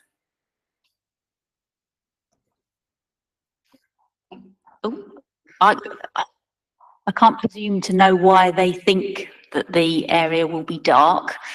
We've taken a lot of care to make sure that the landscaping area, as Martin's just described, there are breaks in the southern facade to allow daylight and sunlight into that podium area. The podium on phase 4 is a large podium and it's there for all the residents on phase 4 to use, and that's all tenures to use at once. We appreciate the feedback that we've had, which is podiums on other phases are not always used, but that's the podium here has been designed with that feedback, and Mark is behind me. Want to help out with the podium use bit? Hello, it's Mark Bell from Fabric Landscape Architects. Just to the point on light, breaking in there. So the podium design that you see before you is predicated on the accessibility to that light. The play areas that coincide with the southern light that will break through the buildings for the middle, central part of the day. The growing spaces also coincide with those. In terms of, I mean, I can't speak to the criticisms of other parts of the scheme. We weren't involved in those, but I don't think there is many podiums like this on the scheme that offer such integral part of the community building program, such as the play, such as the community growing. I think this will offer a lot more in terms of amenity in comparison to some of those others, simply by the generosity of size that's in there. I've had the offer that Peter, our design team, wants to come in. Okay, yes. Although I'm not sure exactly what question I'm answering now, but podiums, again, across the scheme, across the wider Woodbury Down redevelopment, we're moving from this incredibly permeable, publicly accessible landscape with buildings in it, which was a sort of 1960s approach to housing, to something which is more London-like, in that it has very clearly defined, good quality public spaces, which are very clearly public, and it has so Spring Park, the new parks are being created across the various phases. These are this is where the public space is being focused.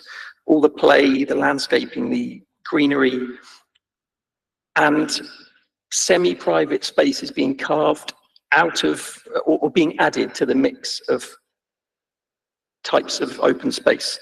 So earlier phases have all got their semi-private shared amenity spaces, which are sort of secure places for children to go and play in, where residents within that block have a sense of sort of ownership of that space, where the public can't wander through. And this is another example of that. There are other ways to do it. Does it have to be on a podium? There are lots of reasons why it's on a podium. Burying it in a basement, all these uses that this big development has generated, all the storage requirements, cycles, car parking, plant, various uses of ground floor. If they were sunk into the basement, some of those issues would still exist, which would, about the depth that plants could, put their roots down, because it would just be a deck, but it would be sunk. If it was a smaller development, you could put all those uses towards the edge of the perimeter, and the central bit could be a green space which trees could put their roots right down into. But because it's such a big development, there's such a lot of things generated that need to be accommodated at that level. They have to go somewhere. And one of the other issues raised over by the objectors was glimpses of green space, which is one of the nice things about Woodbury Down at the moment. You can always see through towards these sort of more semi-private-ish sort of areas. You can see the trees and the greenery, and this will be lifted up. If you sort of look at what's around the outside of this scheme at the moment, there are only 2 places on Woodbury Down where, if you sunk it down to a ground level, that you would be able to see into that garden. You've got hopefully a library on this side, a full active frontage on Seven Sisters Road, lots of active frontage all the way around the rest of it. So you would get maybe 2 glimpses in, but routes through, I don't know if, like the architect said, routes through need to go from somewhere people want to, they need to go to where you want to go. And the routes through have been put on the north, on the east and the west side, because those are where those follow the longer distance routes through the estate, which are where people want to go, which follow the chain of green spaces through the estate that have been set up. I think I've said too much now, and I'm rambling. I'll stop. No, that was appreciated. Thank you. Councillor Potter, please. I just wanted to pick up on Councillor Young's point about the heating unit, her concerns about the heating unit, and also the alternatives to cycle parking, which I think I remember reading in the report was about 2-tier cycles. I mean, Councillor Young, you may correct me on that. Do you mind just saying what your concerns are, and then we can get the responses from officers and Berkeley Homes? Yes, of course. So on the cycle parking, oh, that's gone echoey. On the cycle parking, the concern is that cycle parking, the 2-tier cycle parking, but also the cycle parking under the podium hasn't worked in other phases. That's better. The cycle parking hasn't worked in other phases. So Woodco members, in fact, I think Jeff, who's here, lives in one of the phases where the cycle parking at ground level really isn't working, because it's cycle parking hidden behind a kind of wall and a frontage. And it's used as a dumping ground. It's sometimes used for homeless people to sleep in. It's used for broken bikes, and it's used for fly tipping. What it absolutely is not used for is bikes. And the people who do have bikes, families have bikes, actually carry their bikes upstairs and put them in the corridors outside their homes. So what we see in the previous phases is, yes, we should provide cycle parking, but we need to think about how. We see it done well in Tower Court. We're worried that doing more of the same here is going to lead to the same problems here. What was the other question? Sorry, you wanted me to clarify on? About the heating system. Okay, so we are concerned that the heating system won't be adequate for the number of homes. So I am not a technical heating expert, and I'm sure that the developer will be able to explain this better, and the architects, but there is gas heating, and that's also going to be boosted by air source heat pumps. We're worried that the previous phases, the heating's gone through planning, gone whizzing through planning. Everybody said it's going to be fine. It hasn't been fine, and it hasn't been adequate for the number of homes, and in particular, some of the homes at the tops of some of those buildings, just the heating doesn't actually get there. So we're a bit concerned that, you know, how good is this heating system, and will it provide for the number of homes it needs to provide for, number one, and number two, are we doing as much as we could to make it as environmentally sustainable as it could be?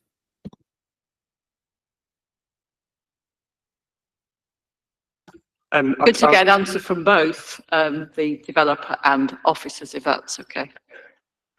To start with on the heating system, so the heating system for the estate is an estate-wide strategy. As part of that strategy, what's called an energy centre is being built in phase 3.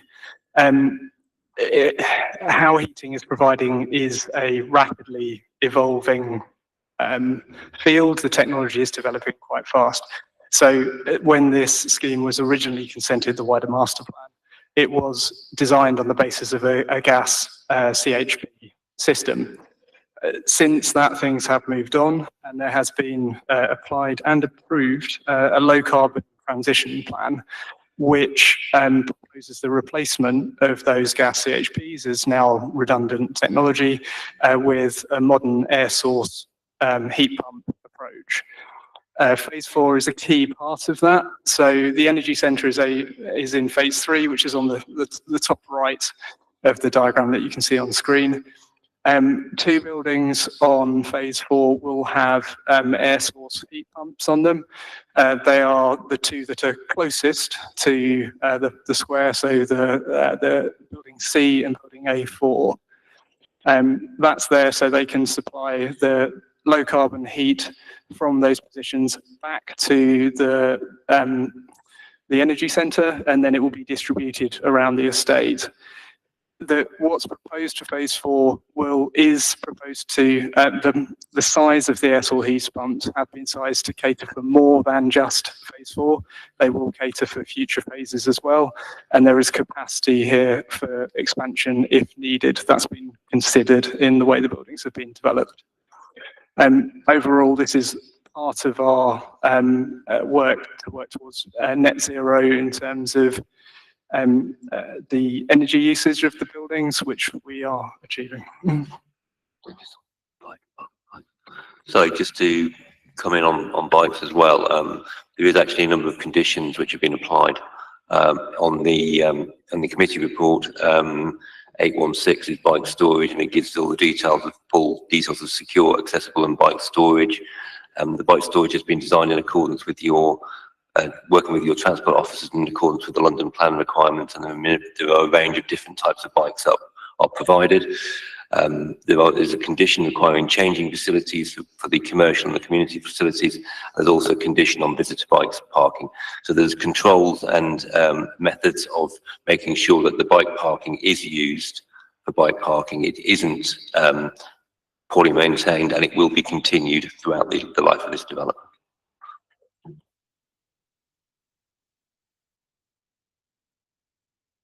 It's quite a comprehensive answer on the heat pump. I mean, you're okay, we still want the officers to respond. Well, I suppose I'm just interested to understand a little bit more on the feedback that it hasn't worked out so well, and how, you know, you're kind of addressing that. I mean, I know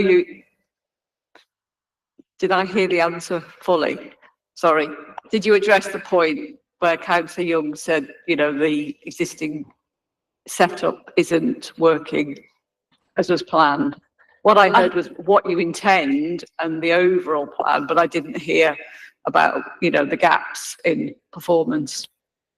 I did hear what Councillor Young says. I'm not aware that it's not working. So that is new news. Honestly, I'm not having feedback that it isn't, but if it isn't, I'm happy to take that away and look at it, but there shouldn't be a reason why it doesn't work with the technology that's in place. But if that's in previous phases, that's something we'll look at, but it's not a known to me, I'm afraid. That just sounds like a bit of casework. the minute. Okay, do you mind if I just, because Councillor Selman's come back in the room and got a hand up, do you mind if we go and ask what she wants to comment on? Councillor Selman, do you want to comment? Apologies, it was just on the heating unit point. I think probably, I don't know, I dropped out, so I might have missed bits of it, but I think that what Councillor Young is referring to is that when, in the previous phases, when they first went in, there were a series of kind of glitches and issues that we had to deal with. So, for example, some of the ventilation in Birchwood, the problems with these sort of heat exchange type systems, some of which have now been addressed, although there's still an issue with how hot the corridors are. The general point is, because my understanding this is slightly different technology, is the concern of when you've got new edge technology going in, that there's a, whether that is properly tested and people properly know. And I think that's why there's some sort of skepticism or doubt or concerns on the part of residents, is how do we trust this when it's fairly new?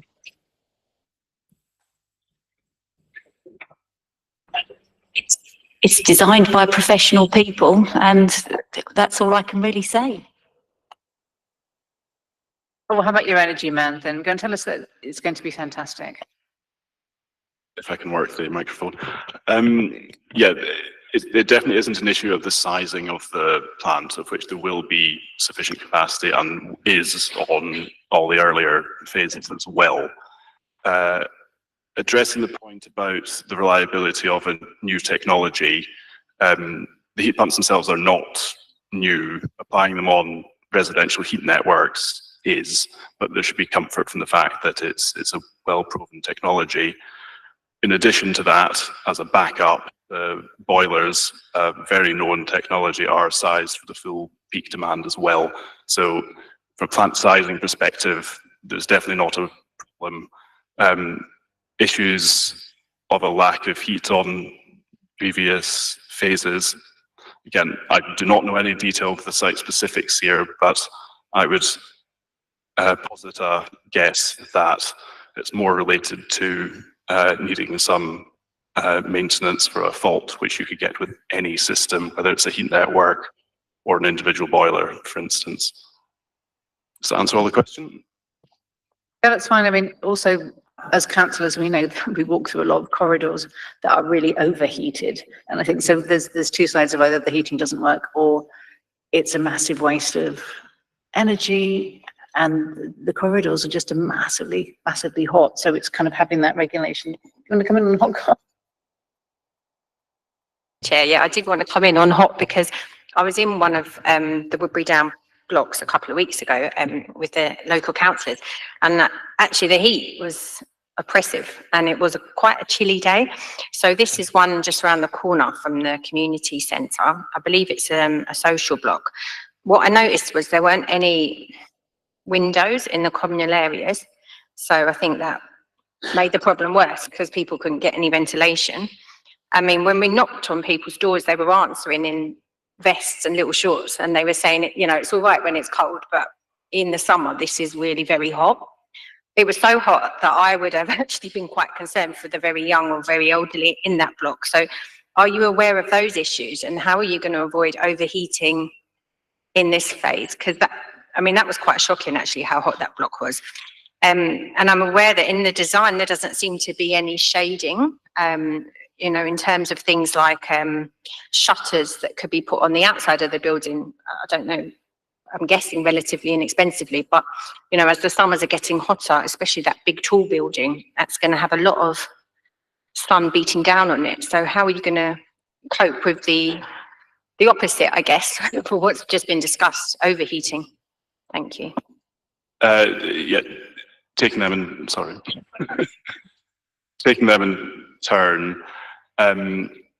The temperature that the heat network in this phase will operate at is significantly lower than earlier phases, which will significantly reduce the heat losses to the communal areas.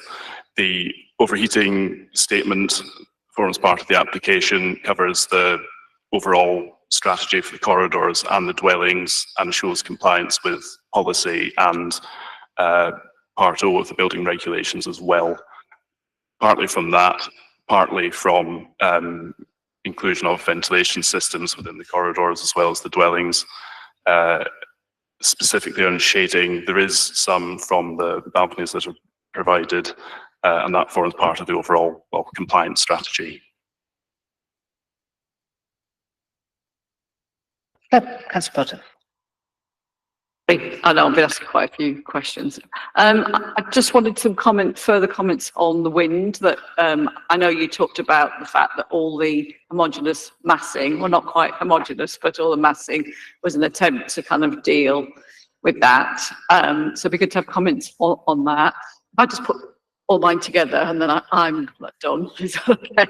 I noticed that the design review panel wanted to come back and do further comments again, where they showed the revised proposals to comment on.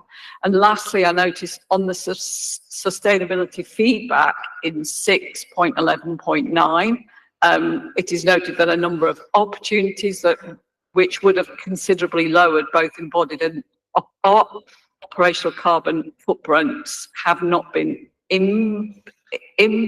implemented, and it there says that this design cannot be considered exemplary as a result, but officers ask you to follow certain practices to improve this in future. So I wondered whether you're taking those on board and whether you are planning in phases 5 and up to kind of provide, to follow those practices. So 3 there, wind, being more exemplary on the sustainability front and further involvement of the design and review panel, and then I'm done. So on wind, the process on this scheme has been quite detailed, very detailed. We've done 3 rounds of computer-based analysis of the wind and 2 rounds of wind tunnel testing. The wind tunnel is the most accurate way available to us to predict the impacts of the development on its surroundings and on the key spaces.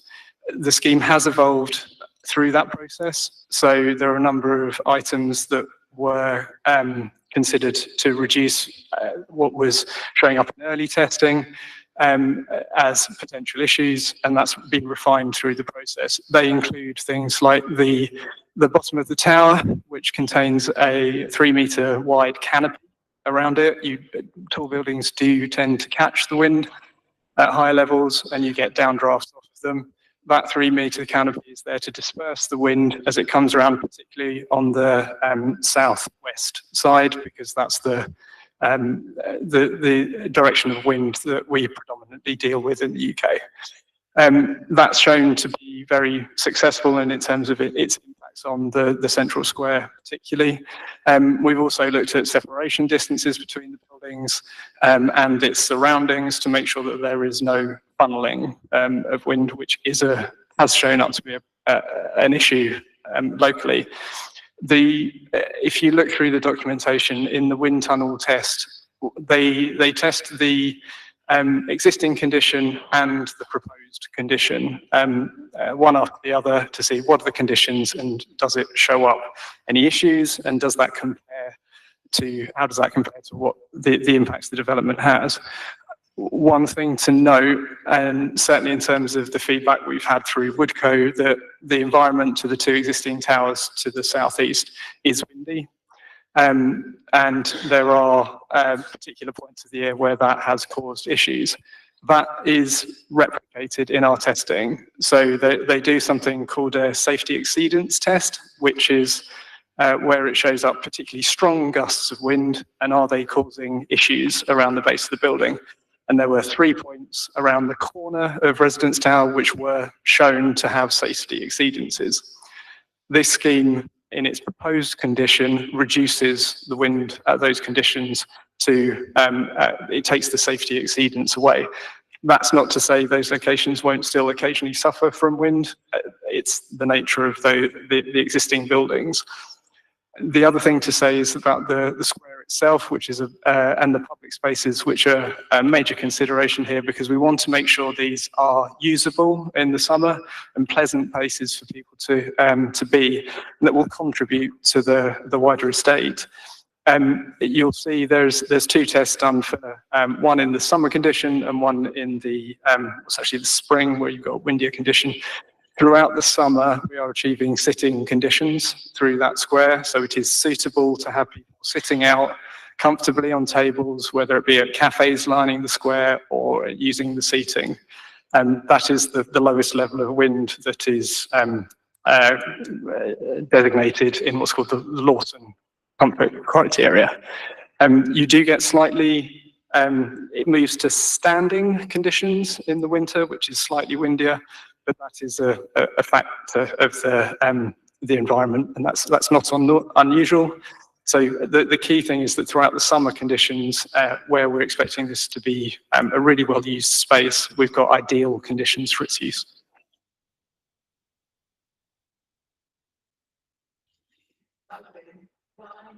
Design review. Very quickly on design review, there were 3 design review meetings, January and October 2021 and July 2022. The last one, there was a range of comments made on layouts, overall design, massing, and also there was previously a second taller building on the site, which was in the top northeast corner, which the panel recommended was dropped down, and that was dropped down to its current height. But in answer to your other question, the panel didn't see the scheme again to see how their comments had been taken into account after that.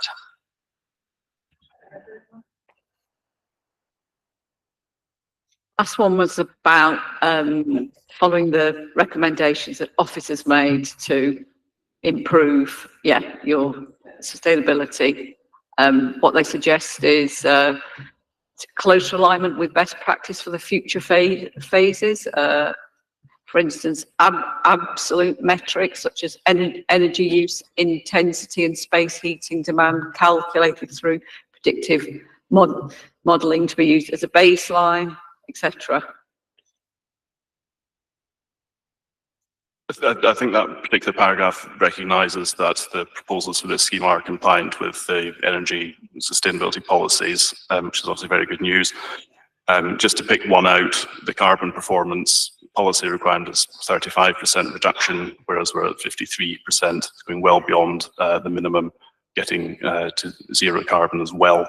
The recommendations around future phases, obviously it's taken on board, but don't alter the phase 4 strategy.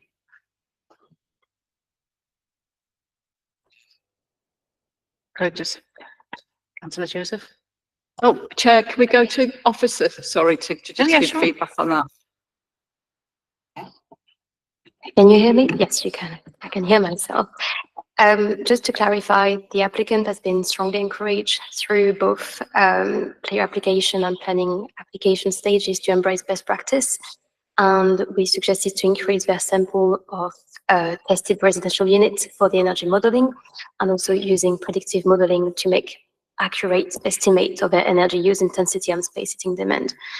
Instead, they have decided to target compliance with both a London plan and Hackney local plan. So that's where we left it.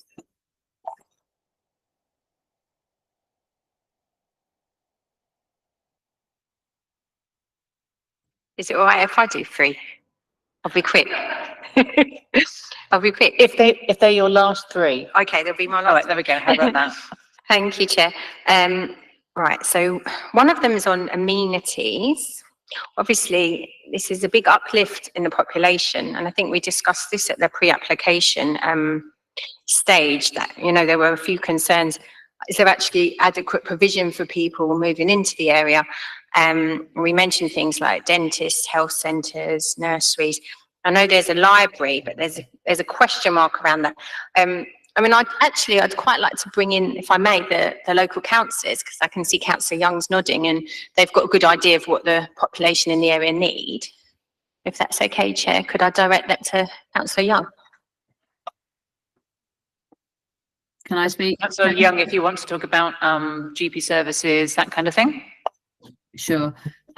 So we are concerned about GP services locally. This site is right next to the John Scott Health Centre, the first ever health centre in the country, NHS health centre in the country, which isn't big enough, doesn't have sufficient provision for the growing population, we think. But obviously that's a part of the planning assessment that will have been carried out. This space that we would love to be a library is absolutely dependent upon finding funding to run a library, not to build it, but to run it. And so lots of people today have said, won't it be great to have a library? We would love a library, Woodco would love a library, but we don't know whether that will happen. That if that was a public space, a sort of publicly funded space, it could also deliver other services. So for example, there could be health services, a range of health services could be delivered from that space, but that very, very much depends on what that space ends up being used for. And that feeds very closely into the wider ground floor strategy, which I think hasn't really been talked about yet today. So you might want to think about and ask about the ground floor strategy and how that's developed, where it's got to so far, and really whether it's going to adequately provide for the community. Could that be answered? Yeah, so in terms of healthcare, we are getting a £560,000 contribution towards primary healthcare in the area. Like in terms of the application, we can only ask the applicant in planning terms for a contribution towards the need that's created by this proposal. So in relation to like phase 4, that is very much just for phase 4. Like it has to effectively wash its own face. We are working with the NHS in terms of looking at later phases, but that's not for this application. In terms of like other contributions towards local infrastructure, that those are set out in the report in terms of the financial contributions that we're getting. Like it is very much it's about this application and what this application is required, and like what is required in relation to making sure that this application can effectively mitigate for itself. In terms of this, I think you had a second question. Can you just repeat that, please? Yeah. Oh, in terms of library, sorry. There's library and then there's ground. Yeah, in terms of library, the flexibility is there within the planning application for that to be a library or an F1 use.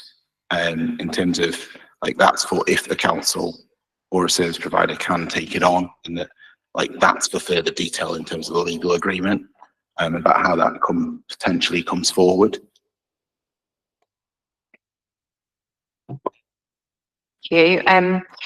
So my next one, we have touched on it, but the overlooking at 6.613, I think the report says it's quite sort of tightly arranged. The objectives sort of say 8 meters apart in some places. So the concern about overlooking, really, that people be able to really see. Sorry, which into each section of the other's- report did you say that was in? Sorry, 6.613, I think. That's what I wrote down. Yeah, when I've looked at the scheme in terms of there are some areas where, and I think I've gone into specifically where those are, where I've required, where I've got an additional condition in the list of conditions at the end of the report, where I think that there's actual like distance that needs to be mitigated for those. Are like potentially those could be in terms of obscured separations or balconies or obscured glazing, and like I'll have to refer back to the actual condition that I put in the report. But yeah, I do think there are issues where if constructed as it is, there would be an overlooking issue, but I've appended a condition that I think is appropriate to deal with that issue, and the applicant would need to deal with that as part of their post, like should permission be granted and that condition appended to the decision notice. Thank you. Yeah, just another quick one. That's on the profits, which are mentioned in the report. So this was at 6.420.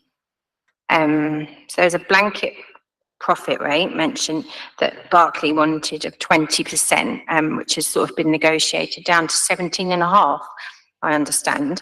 I just wondered, have we reviewed profits on the previous phases? Thanks.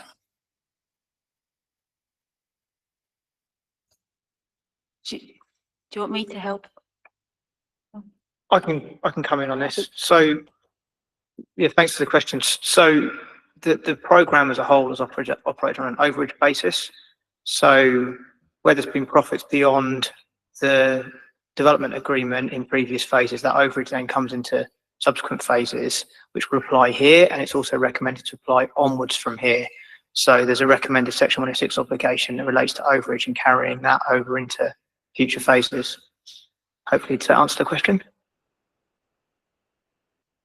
I think so, but do we know that the profits haven't been, what's the word? They haven't made more profits than that in previous phases? Are we, like, is it being checked? Or? That is something that the regen team would be dealing with, but my understanding is that, yeah, absolutely, it's something that's monitored. Do you want me to help? It's part of the development agreement, and part of the development agreement caps our profit. And in doing so, the regeneration team have a sort of open book and get to view everything we spend, everything we make. Basically, our profit is capped, and then anything that we make over and above that is ring fenced to help deliver future unviable phases. So that profit was helped to deliver phase 3, and it will be reinvested to deliver phase 4, which on its own is not viable. Thank you. Any other questions from the committee? Otherwise, I am minded to move to the vote, because I think we have fully investigated the headings of concern. Are you okay with that, committee?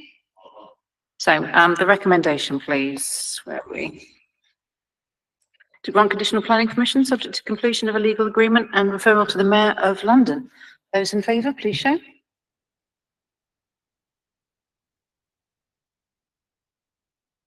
Are you in favour of the application, Councillor Norcross?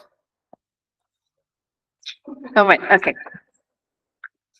So the offer recommendation is to grant conditional planning permission subject to completion of a legal agreement and referral to the Mayor of London. Those in favour, please show. Are we saying it's one person?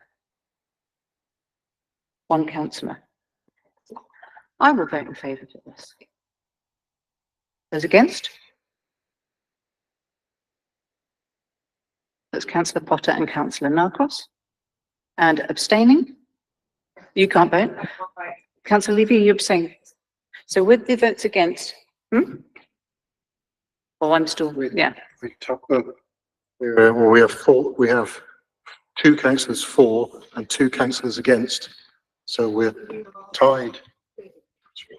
Petra has the casting vote. I swing it to myself. Garrett. Hang on, excuse the chair, the legal officer. Sorry, my understanding was that it's the chair that has the casting vote. Thank you for clarifying. Do you have the casting? Yeah, I count this twice, essentially. Yeah. So anyway, it's 3, 2 against, 1 abstention. Yeah. Is that carried then? Right, that's carried. Thank you. We're going to have a comfort break. 5 minutes. Yeah, is that good enough time for everyone to move to either, if you're not needed for number 1, I'm sure you'll be very glad you can go. Number 2, can you line up? I'm going for a comfort break.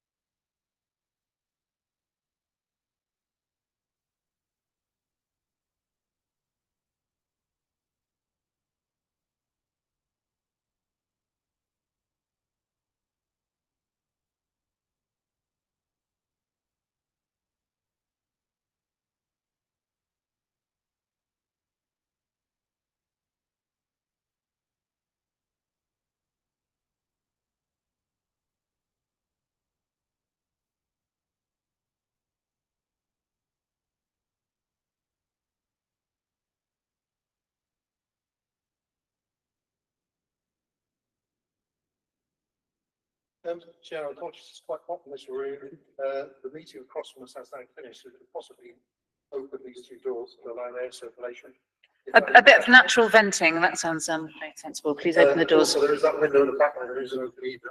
Okay, yep, that's fine. Okay, we'll go with it. Do you need to talk to Maria or are we recording? Do we need to start? We're still recording. We have not stopped. I'm sure everyone's really enjoying that. Just carry on. You really enjoyed that online comfort break. Right, okay, let's have, is everyone ready? Moving to agenda item 6, the West Reservoir Centre. We've got the planning case officer, Lawrence Ackrell. If you could introduce, please. Thank you, Chair. Evening, everyone. There's just a couple of items on the addendum to raise. So there's a correction to condition 13 to replace reference to dwelling with cafe building, and that's in relation to cycle parking condition. We also received one additional consultation response, and that was from an existing objector called the New River New Renewal Campaign, and they reiterated the following issues: impact on trees and impact on wildlife. These objections have been raised prior to the publication of the report and therefore been considered as part of the assessment.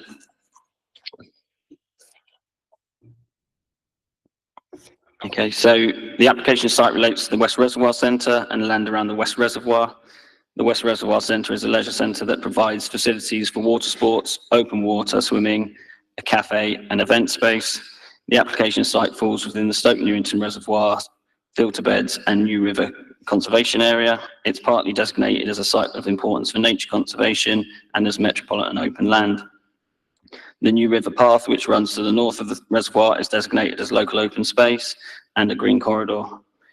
Due south of the site is the former waterboard pumping station, engine house and ancillary building, which are both grade 2 star listed buildings.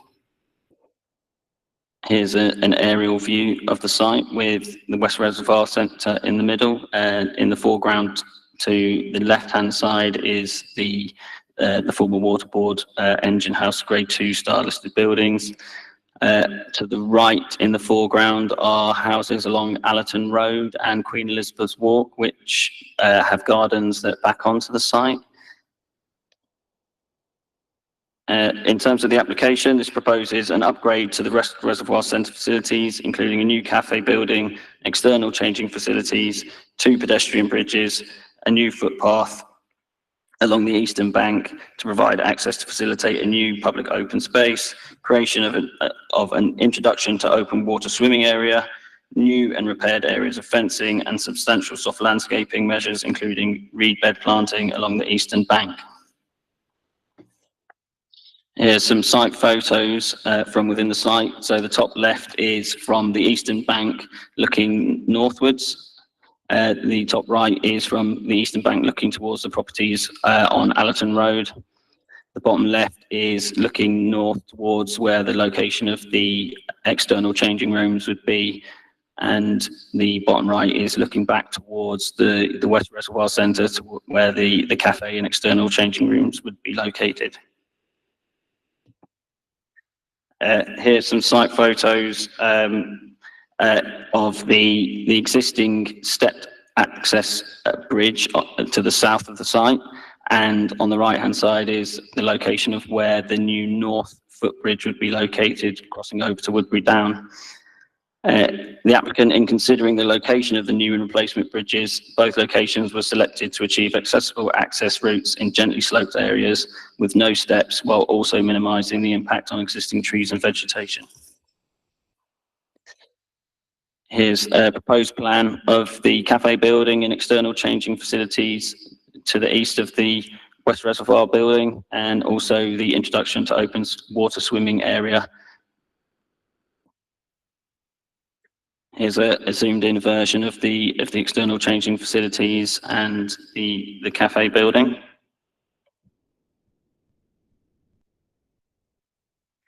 Here's elevations of the proposed cafe building and external changing rooms. The proposed cafe building and outdoor changing facilities would be relatively low-lying structures relating in depth and width to the existing built form on the site. Here's some more elevations. This is an elevation of the northern footbridge. The footpath along the eastern bank would be open in daylight hours between 7 AM and 9 PM and closed by gates at both ends of the new path. The new open space would be subject to an operational management plan, and this design incorporates a security feature to allow the gates to be closed and access to prevent access outside of those hours. This is the design of the replacement southern footbridge that would replace the existing, and this would provide step-free access. So in terms of landscaping, the proposal includes substantial level of soft landscaping measures, including the planting of native mixed species hedging along the eastern boundary, reed bed planting and trees throughout the site. It's quite small in detail, but there is a hedging proposed along the eastern boundary to the rear of properties along Allison Road and Queen Elizabeth Walk. So this is also quite small, but this is to show the distance of the proposed footpath along the eastern bank to the rear gardens of properties along Allerton Road and Queen Elizabeth Walk. So the minimum distance is around 28 metres to the rear of gardens, and the minimum distance to the closest building is 41 metres. So in terms of the proposed bridges locations, the proposal would require the partial removal of 2 groups of trees in order to facilitate the development. Group G6, which is partially removed to facilitate the southern footbridge, is of moderate retention value, which is category B2, and Group G1, partially removed to facilitate the provision of new fencing towards the northern footbridge, is of low retention value, category C2. Here are some proposed visuals of the development, and overall the proposal would provide significant public benefits of significant weight in support of the development. It would enhance the provision and quality of existing outdoor recreation facility, create access to additional areas of public open space, provide improved access to existing areas of open space and the borough's network of green infrastructure to those who require ramp or compliant step-free access. In addition, the proposal would include substantial soft landscaping measures, improvements around the site that would enhance the setting of the metropolitan open land. It would preserve the character and appearance of the conservation area and nearby listed buildings, and would result in a net gain in biodiversity. Thank you. Any questions? Well, before that, we've got Dan Epstein and Henny Beaumont. Can I just ask one clarification? Sorry, I'm Dan Epstein. Oh, hi. Sorry. I mean, normally, would you mind kind of sitting at the front, just because other people can see you? Yeah, sure. The camera particularly, if you could come to the front? Yeah, please.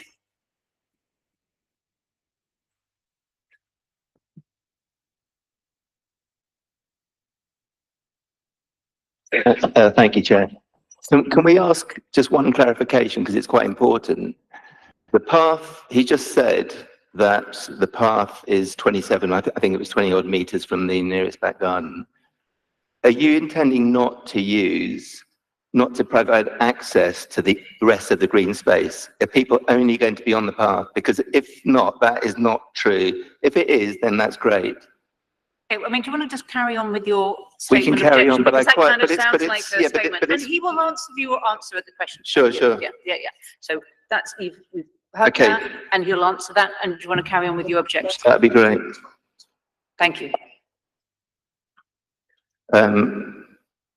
Okay, so we represent 60 homes, 200 people on the Allerton Road and Queen Elizabeth Walk WhatsApp footpath group.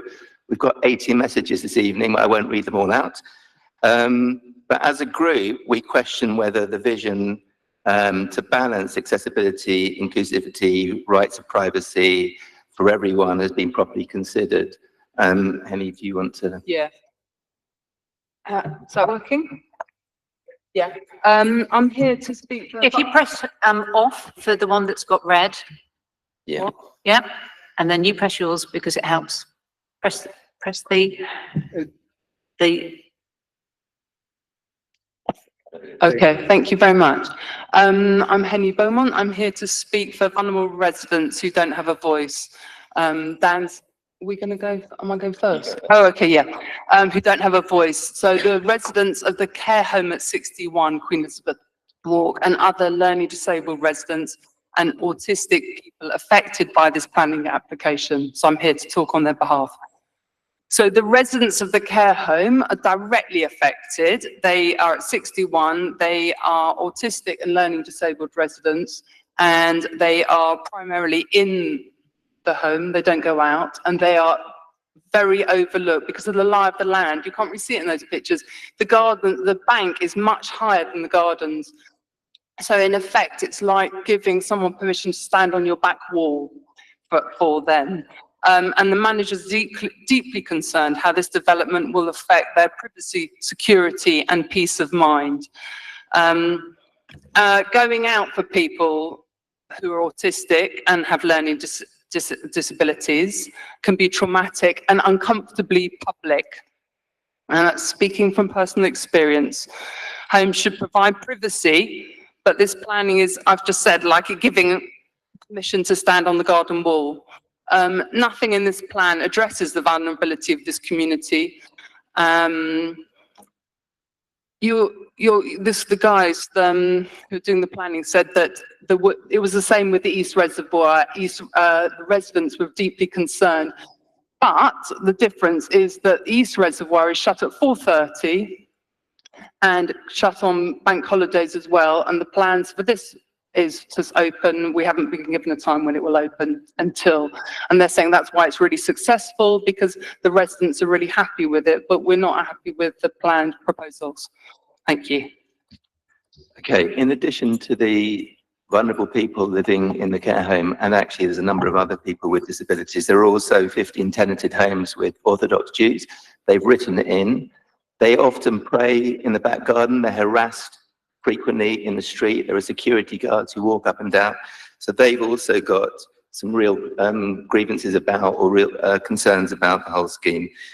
Also, page 17 of the DAS, which looks at kind of the views, completely fails. All the images are perpendicular. It completely fails to sort of demonstrate what the views into the gardens look like. We propose to provide a collage of views taken by different households, but we weren't allowed to share it this evening, unfortunately.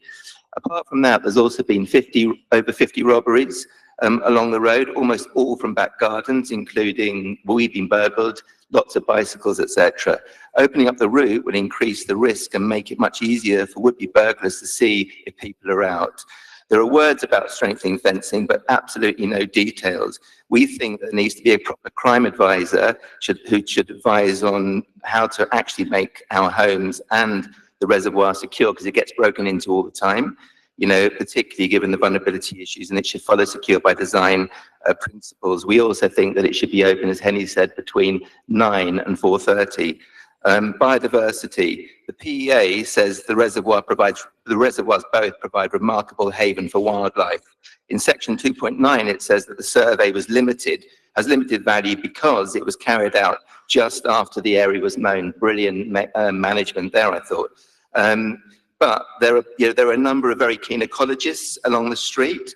The community regularly sees damselflies, dragonflies, skippers, stag beetles, cornflower. Over 80% of the birds that have been sighted in the PEA have been spotted by local people, and all of the bats. The real biodiversity value derives from it being largely undisturbed by people. There's a thriving ecosystem. The strategy doesn't take into account the impact bringing people onto the site will have. But there's also, I know that it's been put in recently to sort of talk about a management plan, but it's really unusual practice not to sort of stipulate what that management and long-term management and maintenance plan is. That completely determines whether this will be biodiverse rich or not. And in addition, where is the budget for that? So the tenants would really like to understand how, as I said, the green space will be used. A couple of other points. Swimmers. There's over 50,000 people use the swimming. It's really understood. I was a lifeguard You've had elsewhere. 5 minutes. I'm going to ask one of the committee members to ask you a question about the swimmers. What was the other heading that you've got? And sustainability. Okay. So on swimmers, 50,000 people. I'm not asking, I'm asking to stop because you've had your 5 minutes, you've had more than 5 minutes. So on sustainability and swimming, what we tend to do is ask you a question about it and then. Brilliant. Yeah, that's how it Can you goes. also ask us what we'd like to do? We'll try and maintain our rules. Yeah, of course.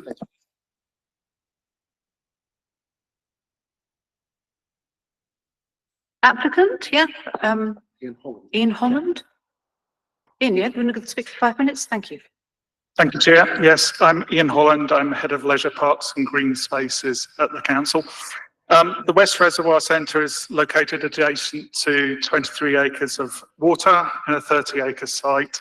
And along with West Reservoir itself is one of the most significant leisure and natural resources in Hackney, and I would argue in London. It provides both adults and children with the opportunity to take part in a variety of water sports and open water swimming, surrounded by green space and nature, which for a large part is currently inaccessible to the general public. The project seeks to increase the accessibility of West Reservoir, as well as upgrading some of the elements of the West Reservoir Centre itself. The improvements are a significant opportunity to deliver inclusive facilities that enable more people to experience the site. As an inner London borough, many of our residents have no private gardens, so it's important to give residents as much access to green space and blue space and opportunities for physical activity as possible. West Reservoir is currently well used, however, the centre itself is in need of refurbishment and modernisation as a number of competing uses for the limited space have grown over the years. We also want to attract new users to the space, including those who may never have used such a facility before, and in order to accomplish this, we are proposing to introduce the following: a new accessible green space for local residents and visitors, a new bridge allowing people to circulate around the east bank of the reservoir for the first time, a new accessible bridge across New River. As you've heard, it currently has steps and is inaccessible, a new cafe, new indoor and outdoor changing with showers, new enclosed water space that will allow new swimmers to get comfortable with outdoor swimming for the first time, because it is quite daunting for people to come open water swimming at West Reservoir for the first time. Enhanced habitats for wildlife, including reed beds and trees, improvements and refurbishment to the building to better accommodate a range of users, a more accessible walking and cycling route around New River Path, and more cycle parking. A significant amount of the work and consultation involving the local community has taken place in relation to the improvement project over the past few years. The consultation started in 2018 to engage local residents, community groups and existing site users to gather ideas and suggestions of how the site could be improved. Proposed improvement plans were produced based on these initial ideas and feedback, and further consultation took place in April 2023. This consultation involved 3 public drop-in sessions, a targeted session with open water swimmers, a targeted session with Allerton Road and Queen Elizabeth Walk residents, a session with Woodbury Down Community Organisation, who you've heard from tonight, a session with the Friends of Woodbury Down, local leaflet drops, and web-based consultation material. Almost 800 responses were received to the consultation, with the key findings being the majority of respondents either absolutely loved or liked the proposals relating to both the improvements to West Reservoir Centre and the green and blue space surrounding it. Since the consultation ended, there's been further engagement with interested parties. External communal changing has been added following comments from current open water swimmers. We've also agreed changes to the layout of the internal changing rooms following further representations from the same users. Following a number of meetings with residents from Allerton Road and Queen Elizabeth Walk, we've agreed to implement additional planting, hedgerows, fencing improvements and the screening along the eastern boundary to help better screen some residents' gardens. The original location of the proposed path has also been moved further away from the neighbouring properties after the initial consultation feedback. To summarise, the area around West Reservoir is currently undergoing significant change, as you've heard tonight, with the major regeneration of the Woodbury Down estate. These improvements have not so far reached West Reservoir, however, which remains partially isolated from the local community. Opening up the reservoir represents a significant opportunity to enable more people to experience the site. We think the plans that have been developed in partnership with the local community through extensive consultation are hugely exciting. They will increase use of West Reservoir Centre by the local community and provide an opportunity for the local community to access and enjoy currently inaccessible green space. If planning permission is granted tonight, we look forward to transforming the space over the next year. Thank you, Chair. Thank you. Open up to members of the committee. Councillor Potter. I must declare that I'm also a swimmer at the West Reservoir, so I'll start off with that. In terms of interest, I just wondered, in terms of the hours that were mentioned, in terms of between 7 and 9, can you talk a bit about that and just justify that in relation to what happens at the East Reservoir? And also, you know, you've obviously talked a lot to the residents along the East boundaries. It'd be good to hear from you about, you know, these suggested improvements to screening to help your privacy and how you think that's going to work. But maybe the hours first, if that's okay, Ian. Yeah, I can pick that up, Councillor Potter. So in terms of the hours that are outlined in the officer's report, they are the maximum hours for the operation of West Reservoir, and they comply essentially with the summer hours and the operational hours of West Reservoir Centre. Obviously, those hours change through the year, and essentially it's during daylight hours that gate and that route will be open. So much shorter during the winter, and then obviously the maximum hours during the summer period. Okay, thank you. Yeah. I mean, on the hours, honestly, having people wander by at 7 in the morning and then after really people get home, we just think is really unacceptable. It works. The hours on the East Reservoir work. There are good reasons why those work. You know, the impact on us is going to be really very significant. And we don't feel that we've been, and on the fencing, and we think that actually it's all a little bit slapdash. When we walked the path with the parks team, you know, we were told they were doing us a favour, which was not great. But having said that, it was like really obvious. We pointed out all sorts of places where people regularly break in. Every weekend there are people having parties and all the rest of it. There hasn't been a proper survey of the security issues along there. There hasn't been a proper understanding ahead of the planning of the vulnerabilities and of the break-ins and of the other issues that we sort of face.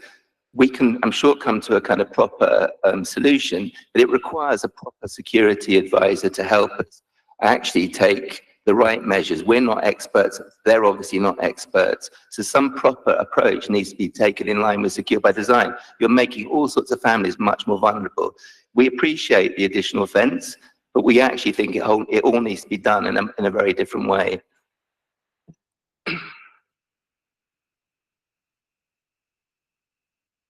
Councillor Desmond. Yeah, there's two things. Firstly, I think Dan's made some very important points. People have to feel safe in their homes. Everyone's home should be their castle, even though we can't all live in Windsor Castle.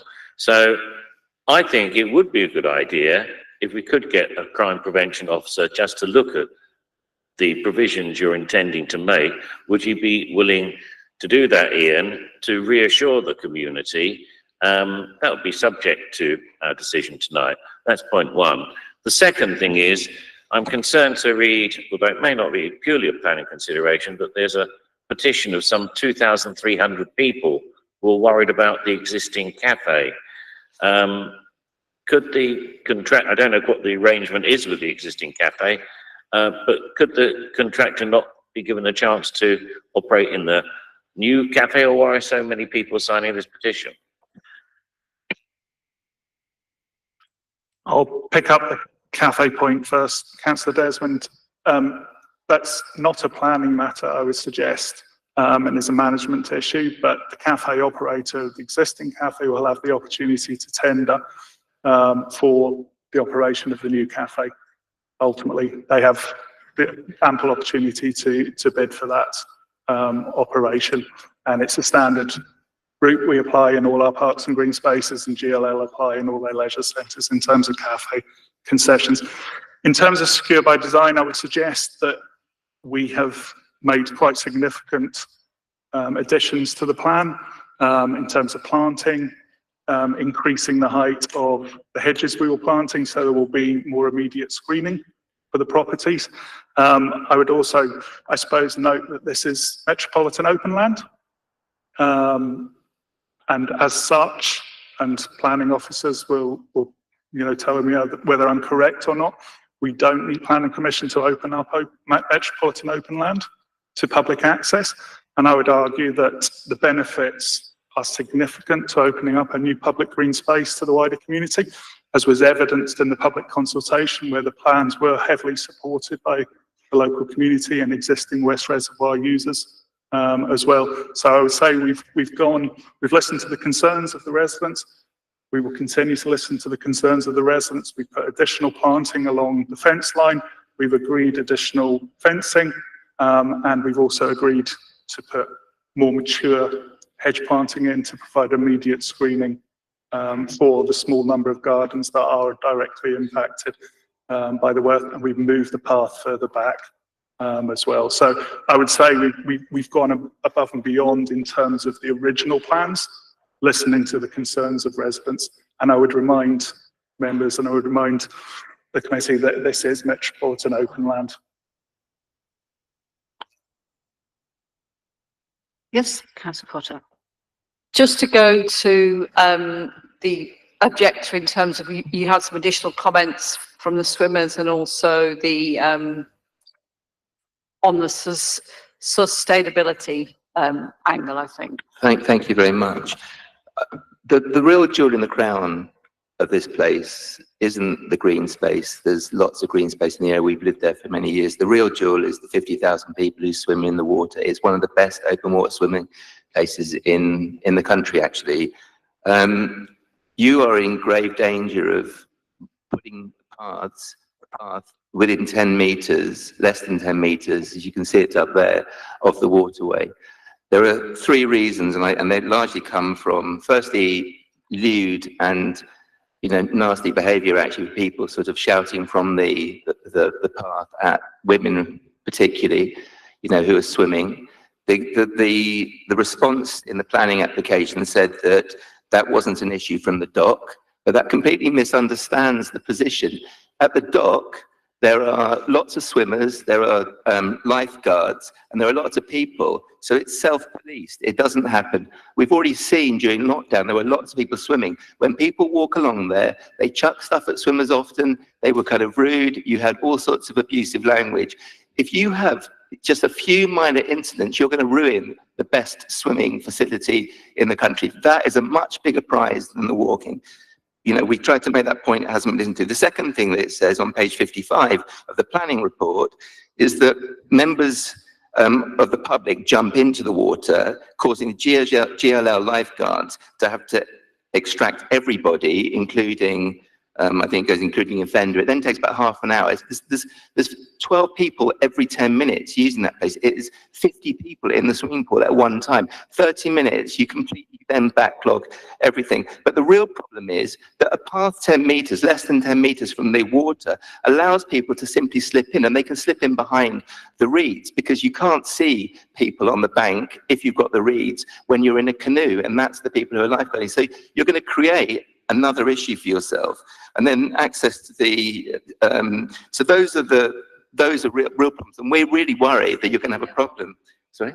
Sorry, Hampstead and all those other. Yeah, I mean, you just see, they all keep people away. They keep people away from the immediate swimmers. It's really, really obvious. And then on sustainability, I read your sustainability report. I was the head of sustainability for the London Olympics. I've been doing sustainability for many years. I don't remember sort of seeing such a poor sustainability report. This is a real landmark project. This is a council project. The council have declared a climate emergency. You can't even meet your own carbon standards. You then say something about solar, that you're going to reuse the solar that's already there for the cafe.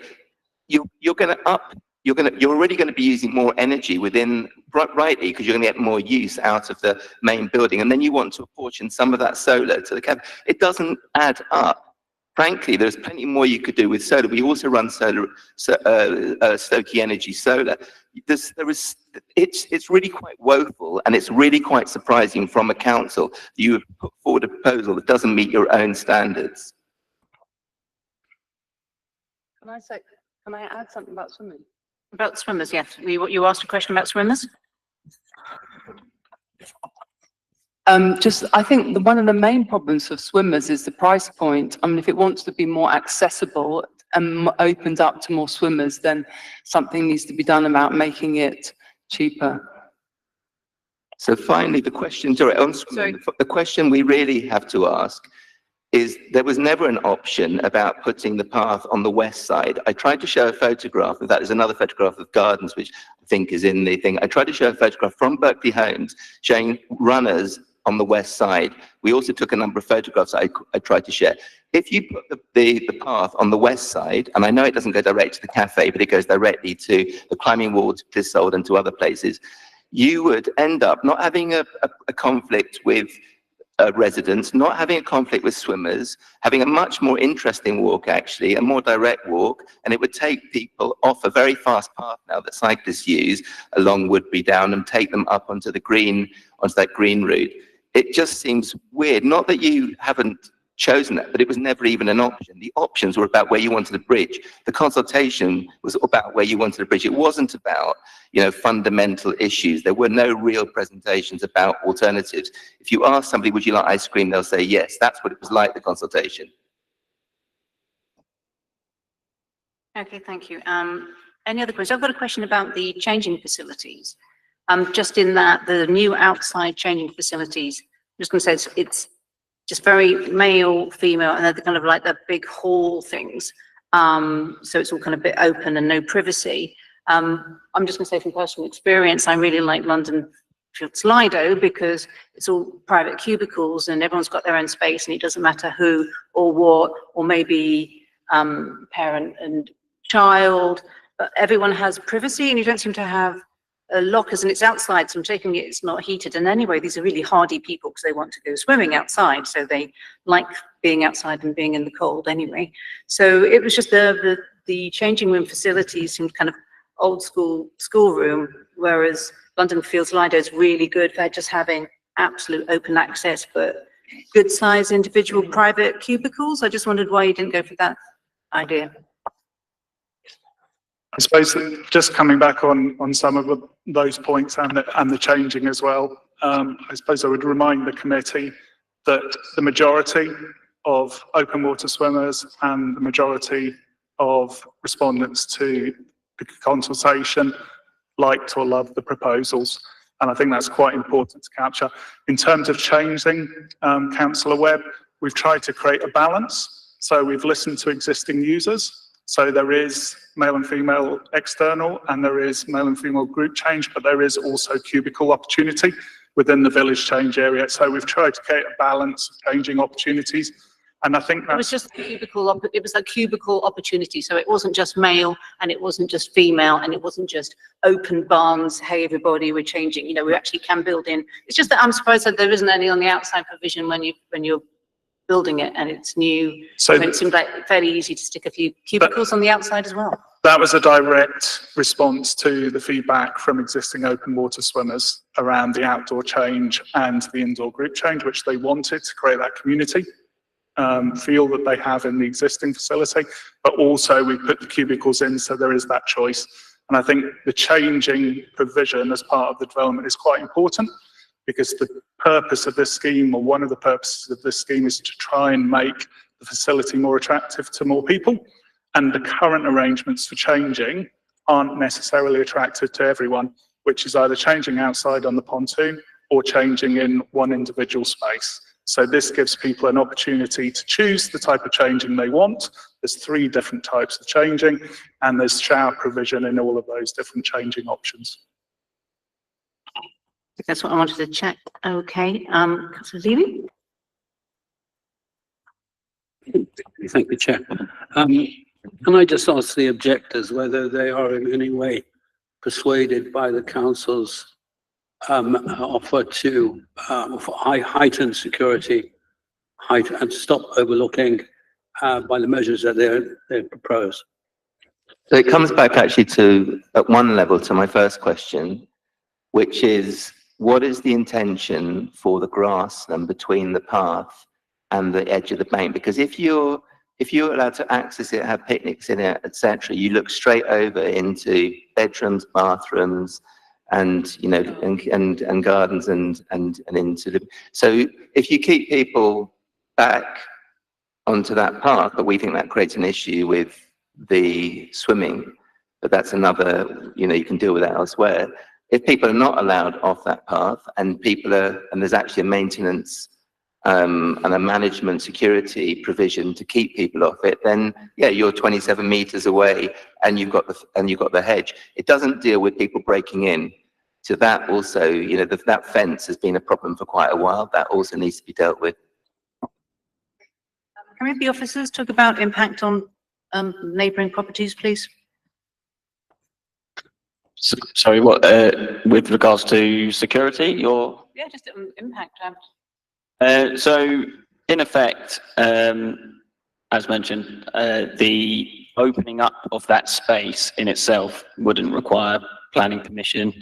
It's basically the right of whoever's in control of that land to open it up. So so from a planning perspective, it's difficult to say that it would be unreasonable in terms of its impact, because it can happen now without this application coming forward.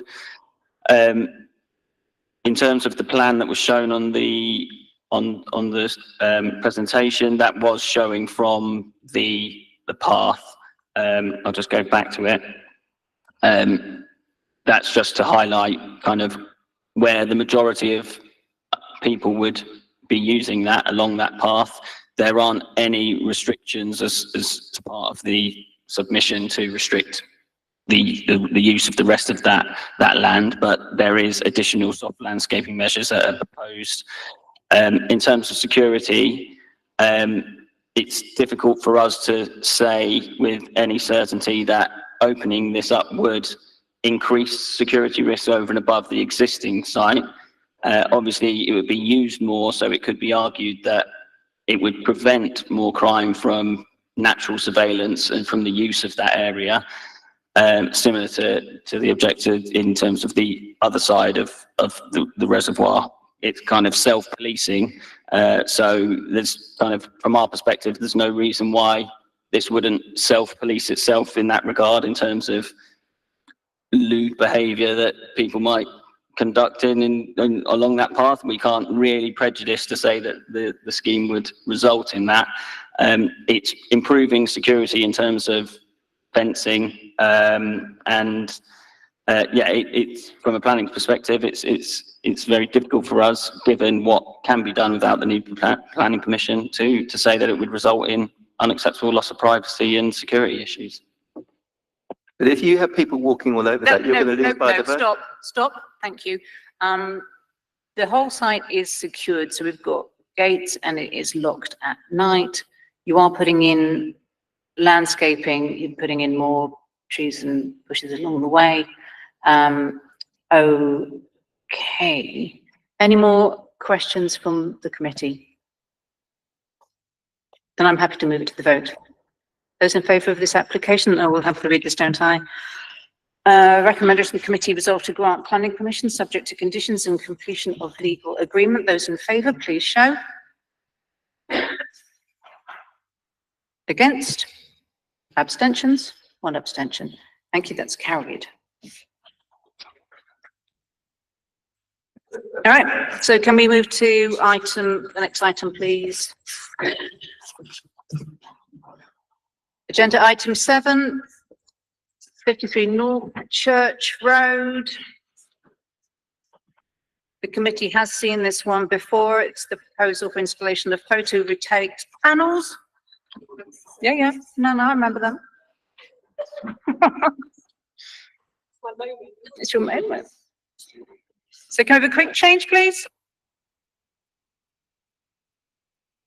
So, Chair, for item 7, we have no registered objectors. Those speaking, we have Councillor Walker and the Mr. architect. Bernard Tolkins, if I pronounce that correctly. Yes. Councillor Walker, Mr. Tolkins. The architect. Oh, thank you. Councillor Walker, actually, technically, Mr. Toggins, you're kind of in the, we normally have the applicants kind of in the middle. It would be easier to pick you up on the camera. If you For could the move- camera purpose, if you could both Please. in the front middle Thank you. section, please. Thank you. Although, I mean, obviously, you're the architect that supports the voltaic cells, and councillor Walker, you're supporting the installation of the voltaic cells, so effectively, it's against the officer's recommendation, which is still against the installation of the voltaic cells. Lots of double negatives, but I'm sure we can get through this, yeah? The head of planning wishes to make a statement before the... Sorry, Chair, just to be clear then, sorry, I'll try not to labour the point too much. So is it okay for councillor Walker and the architect to sit together, or is that going to create any issues? No, I think. So I just wanted to make sure before we start, and I'm slightly looking over at the legal officer as well, I just want to be clear that it's okay for councillor Walker and the architect to sit together. I understood that they're both speaking in support, but I understand that's not, it's a bit obscure. Sorry, I'm trying not to hold things up. I'm trying not, sorry, okay then, I'll shut up, sorry. The planning wants to kick off before the officer starts. Thank you, Chair. Yeah, just a few words of introduction for me, which hopefully will explain the application and the report. So members may recall that at December's Planning Committee meeting, a majority of members voted against the recommendation to refuse these applications. A motion to defer the application to seek a retrofit plan from the applicant was proposed by Councillor Young and seconded by Councillor Norcross and voted for by members. So although members voted against the recommendation to refuse the applications at the December meeting, there was no vote on approving the application, so there has been no decision made on the acceptability of the proposals. The purpose of the retrofit plan is to provide details to enable the council to fully understand the sustainability benefits of the proposals and whether there are less harmful ways to achieve the same benefits. A retrofit plan has now been submitted by the applicant, and the planning officer will now present the officer's assessment of this. It will then be for members to decide, based on an assessment of the harm to the designated heritage assets, including both the conservation area and listed building, weighed up with the sustainability benefits, whether the proposal is acceptable or not. The recommendation put forward this evening has been informed by an assessment of professional officers having regard to legislation, planning policy and guidance. This includes the Council's heritage expert and sustainability expert, both of whom are in the chamber this evening to answer questions. Thank you.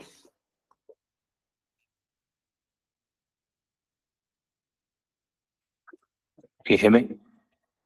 Excellent.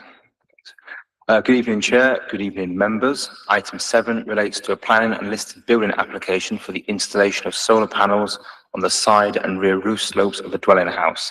This application has been brought back to committee after it was deferred at the December committee when councillors requested the submission and assessment of a retrofit plan.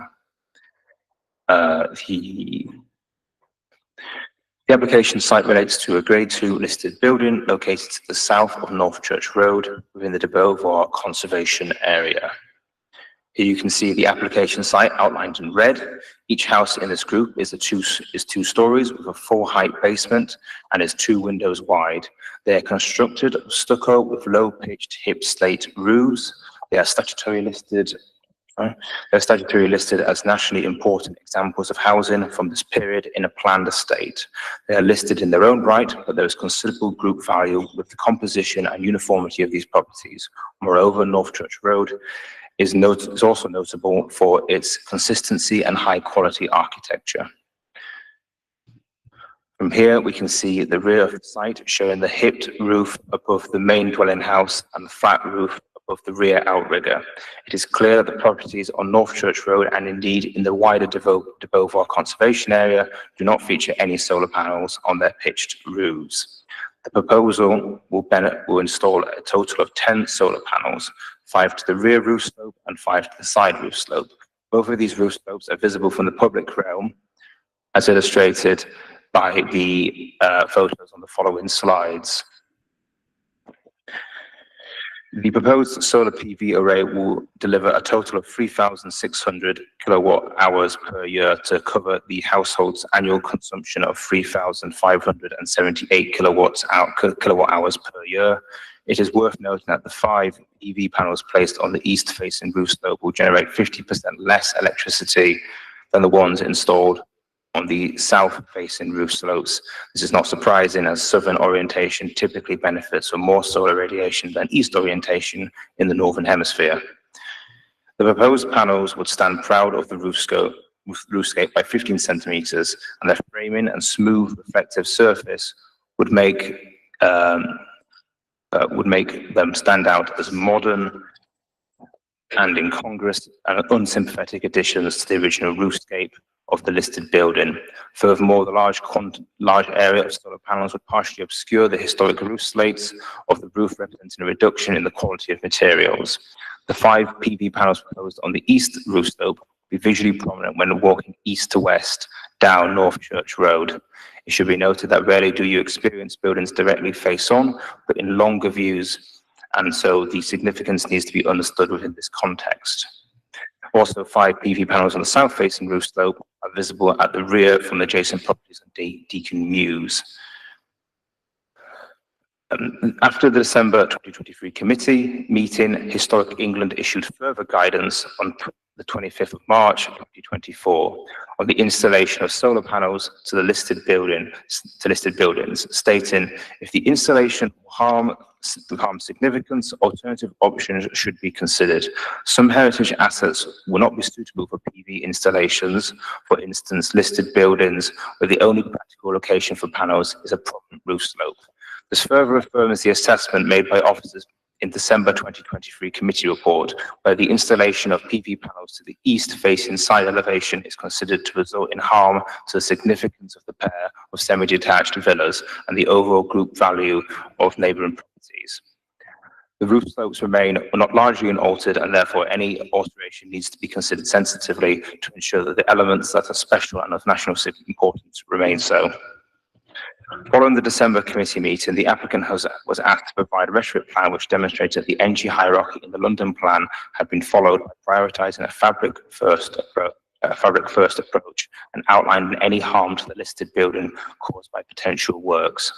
The retrofit plan provided by the applicant has used the Energy Performance Certificate (EPC) approach, which balances carbon-saving methods such as insulation and renewable energy installations against the cost to implement these measures.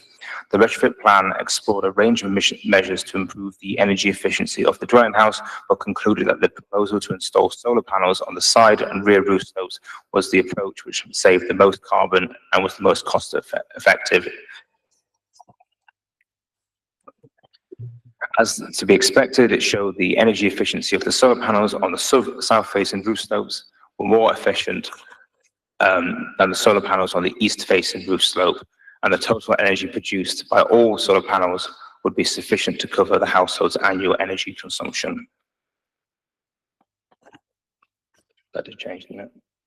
Did it change this one? Okay. The retrofit plan provided was not sufficient to offset the concerns of officers on the grounds that the Energy Performance Certificate approach used by the retrofit plan does not consider the impact of these measures on the historic character of the building. This is in spite of clear guidance provided following the December committee that this should be the primary consideration. The retrofit plan demonstrates that there have been some fabric improvements in line with the London plan energy hierarchy. However, this includes replacement double glazing windows, which do not benefit from listed building or planning consent and are therefore subject to investigation by the planning enforcement team. The methodology adopted by the applicant concludes that on the basis of cost, carbon savings, solar panels are the most appropriate measure without considering the harm caused by this measure to the Grade 2 listed building, the wider group of listed buildings, and the conservation area that the site forms a part of. Officers have proposed an alternative measure, however, the applicant has refused to agree to this alternative. As part of the discussions relating to the retrofit plan, officers proposed an alteration in order to lower the level of harm to the listed building and the surrounding area, whilst improving the renewable electricity generation on site. This involved relocating the 5 solar panels on the side east-facing roof slope to the south-facing flat roof above the rear outrigger. This was considered to be a less visually prominent location, where the position of the solar panels would result in a lower level of harm to the significance of the heritage building, as the views from the front are of higher significance. As shown on the illustration, analysis of the submitted drawings which suggest that at least 3 PV panels could be installed on the south-facing outrigger. Based on the figures provided by the applicant, this would also have the potential to generate enough electricity to exceed the household's yearly electricity consumption. The additional electricity generated can be stored in an on-site battery for future private use or sold to the national grid for the appropriate schemes and contribute towards the national decarbonisation effort, delivering additional public benefits. It is worth noting that the alternative approach not only reduces the harm to the existing building, but is more efficient, with 8 PV panels delivering more electricity than the applicant's proposal, which requires 2 more solar panels. Council is under statutory duties contained with sections 16, 66 and 72 of the Planning, Listed Building and Conservation Areas Act 1990 to grant permission only to applications which preserve or enhance listed buildings, their settings and conservation areas. In this case, based on legislation, Historic England guidance, national, regional and local plan policy and local precedents, there is harm to the significance of the listed building and that of the wider conservation area. This harm is assessed to be less than substantial, which in turn requires the public benefit of the proposal to outweigh the harm. It is the officer's view that whilst there is a small public benefit in securing renewable energy to the property, this can be achieved in alternative ways which would mitigate the harm. This is in line with the NPPF paragraph 201, which states local planning authorities should identify and assess the particular significance of any heritage assets that may be affected by a proposal, taking account of the available evidence and any necessary expertise. They should take this into account when considering the impact of a proposal on a heritage asset to avoid or minimize any conflict between the heritage asset's conservation and any aspect of the proposal. As such, there are insufficient public benefits to outweigh the harm. Officers believe that on balance, the proposal is harmful to the special character of the listed building, the group of listed buildings, and the conservation area. As insufficient public benefit has been identified to outweigh this, officers therefore recommend that the planning application and the listed building consent be refused. Thank you, Chair. Thank you. Now we have Bernard Tockins, the architect. You could talk for 5 minutes, and we've got the councillor for the area, Councillor Walker, who gets 5 minutes because he's a councillor too. So, I mean, Mr. Tolkins, do you want to talk about the application? Yes, thank you, Chair. Stephen Gross and Vicky Chapman apologize for not being here tonight because they had previous commitments, so they asked me to speak on their behalf. I'm indeed the architect who made the application for them. So, to come back to the discussion of December 2023 on the solar panels, I understand that the issue that remains for determination is whether any other measures should have been taken or should be taken before installing solar panels. If you recall at the meeting, the subcommittee examined at length the issue of visibility, of damage to the fabric, which is addressed in our DNA, and in short, assessed the question of harm versus benefit. So the subcommittee accepted then, in a vote, that installing panels on the south and east side of the roof did not create an unacceptable harm, and voted on that. But before giving the green light on the installation, and I fully respect that move, the subcommittee wished to be satisfied that there were no other retrofit measures that ought to be adopted before the solar panels are installed. And that's the question. So what do we do to inform that decision? Is ask for a retrofit plan, and that's what you receive on pages 202 to 207 of the documents today. So what is this retrofit plan? The client appointed an independent retrofit coordinator who came to visit the house and looked at, if you want, a condition survey, looking at every item of the building, the walls, the windows, the insulation in the roof, and look at the existing measures. Looks, of course, at first at the limitation of a listed building, because you can't do just anything with a listed building. We all like that anyway. And then makes recommendation on what can be done. For instance, they look at, are there any urgent repairs? What else could be done in terms of the walls? And yes, they look at cost, because cost is part of the reality of work. In short, you have an assessment of the fabric, the energy, and the cost. Yes, it's not a PhD on insulation, and it's not a PhD in what should be done, but we're talking here about putting 10 panels on a house and reducing carbon emissions. So the plan shows that all reasonable fabric measures have been taken, bar a couple really minor ones, and that the solar panels are indeed the single most effective new measure, next measure. So what is it in terms of benefits? One of the councillors asked, what are we talking about? And I think that's what triggered the request for the retrofit. Well, it's simple. It was in the slide over there. 3,500 roughly. We have 415 kilowatt hour. So it covers a really large majority of the energy use, as demonstrated by the presentation a minute ago, and a reduction of carbon emission of about 1.5 ton a year. That reduction of CO2 emission is one of the key goals of us all in Hackney, but also beyond. And it translates into an EPC rating, 61D to 73C. I don't particularly value the EPC, to be honest, and I like the more scientific approach. But in this case, there is only so much you can do. Any methodology would come to the same result. The report, therefore, recommends installation of the solar panels. So I'll remain short. I think alternatives were not discussed in a meaningful way before this meeting. I think the subject was settled in terms of harm and visual harm and damage in December. And the question is, are we making a meaningful contribution to the CO2 emission by this operation? Are my clients doing that? They applied in November 22. They modified the application to in April 23. They came to the committee in December 23.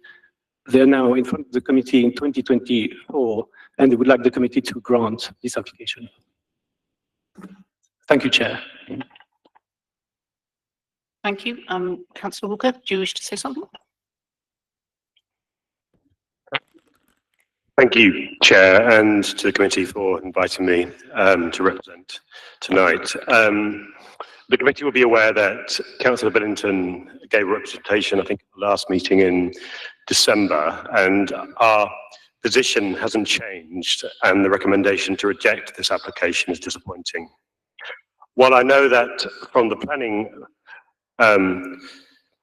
perspective, the arguments put forward are in line with current legal requirements and planning policy, it feels that the recommendations set out don't take a balanced perspective that both takes into account our responsibility to our climate goals and achieving sustainability, and of course our responsibility to current planning policy. I'm aware that the retrofit plan was carried out at the committee's request, and Bernard sort of talked about the outcomes from that. The report concluded that PV panels are the most appropriate measure to take forward.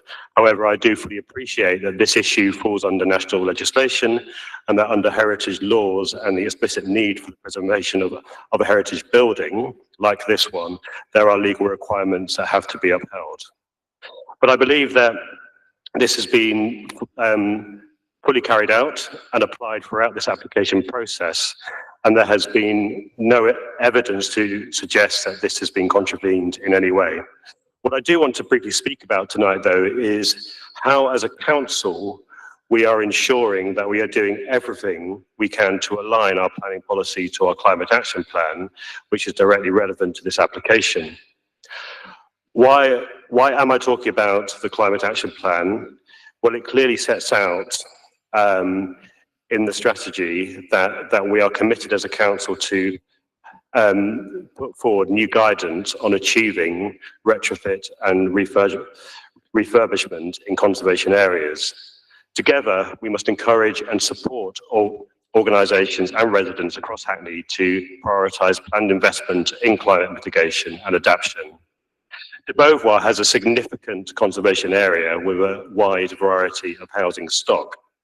Many of the residents who live in this area of De Beauvoir are very live to our climate goals. They support our ambitious plans as a council, and they want to actively play their part to support our roadmap to net zero by 2030. The residents that I'm representing this evening are an example of how, as a council, we should be working in partnership to find active solutions to heritage assets and homes, rather than make it more difficult to be part of finding solutions to achieving our goals. These are also residents that are personally investing in their home to personally deliver on decarbonisation at no cost to the council. I think that the committee would agree that flexibility and adaptability is what is needed to be applied in this case. As a council, while I appreciate that as a planning authority, there is a whole framework of legal requirements that we have to apply to any such application in a heritage area, we need to be playing an active part in putting forward solutions to support local residents. 21% of our borough's emissions are coming from buildings, including residential properties. Bernard talked about the benefits of this application, so I won't go into any more details about that now. But my fear is that if the office's recommendation to reject this application is upheld, firstly, we set a negative precedent and send a negative message as a council that we are not serious about our role to adapt and to change to reach our climate goals. Secondly, we negate our commitment to ensure that residents should and need to play an active role in achieving our decarbonisation goals. And thirdly, this is the right thing to do.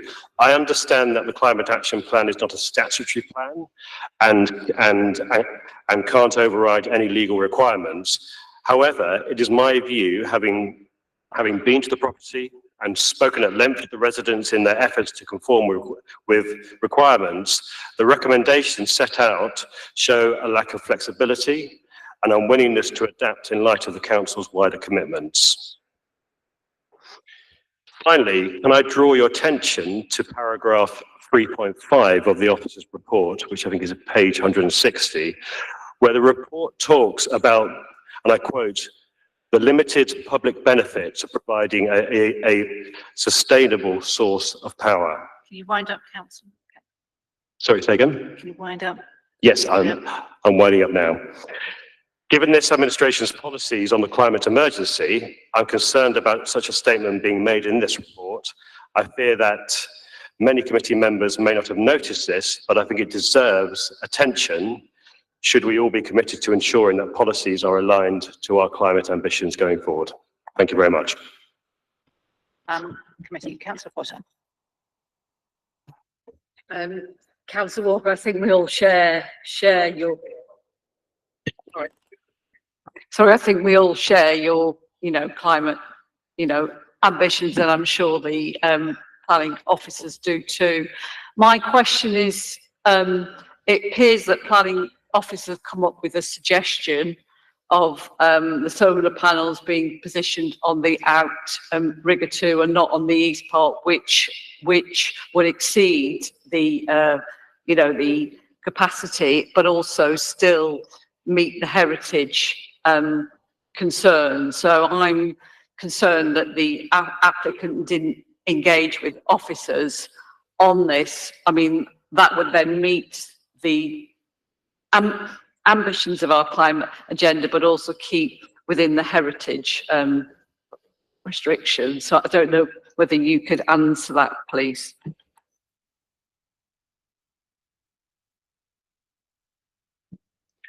There are several aspects to this. Obviously, the discussion didn't happen during the normal planning process. So despite what it says in the report here, I'm afraid it didn't, because I should have been contacted. This discussion, these slides could have been shown to me a year ago. That would have been actually very useful. But if you look at the plan, you actually can see there is a passage between the two buildings. And the three panels that are in vertical position would have to be at either 15 degrees or 30 degrees to be at home, which means they are above the parapet that you can see from the street. And from the street, you would have actually a much stronger view of the back of the solar panel than you would do in the proposal that was originally made with the 10 panels. And thirdly, it reduces the amount of panels that you can put in the house, which it was calculated. Our figures are a bit different. They come from the solar company, but the amount of energy is reduced. So I think the argument of the lack of visibility is definitely not there. You can go in the garden, you would see them, everybody else from the garden. And that was the prime argument for the first refusal we got. So coming back now with a change of design at the committee, I'm afraid I find that objectionable.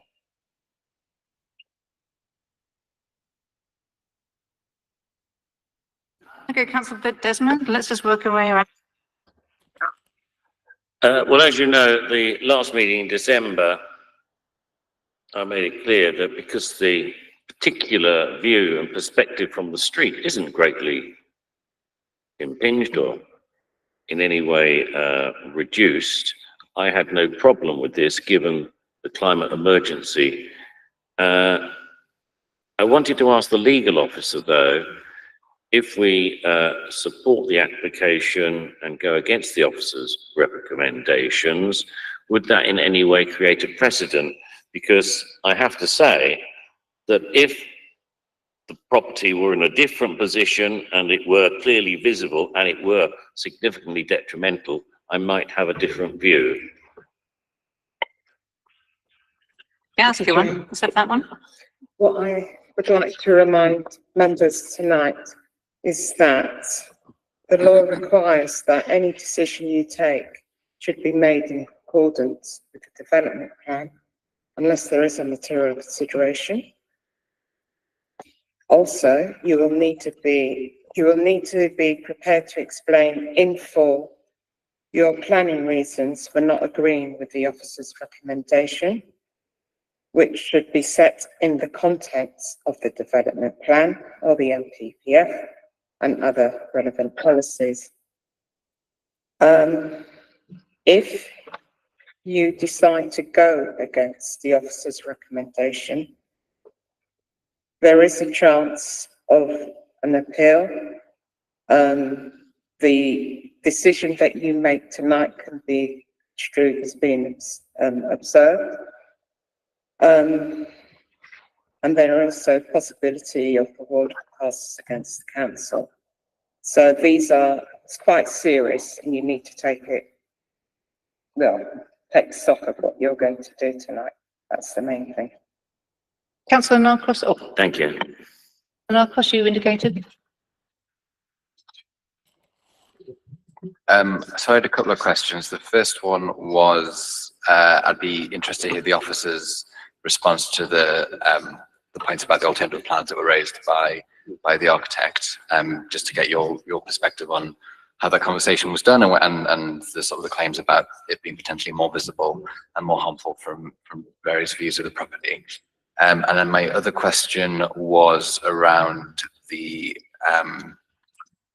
retrofit plan or sort of report that was done. And I was just wondering what engagement officers had with the applicant about what that might look like, if there was preferred approaches, because obviously the report says they took an approach which I feel like you would have preferred a different one. And I was just wondering what engagement there was before that report was produced.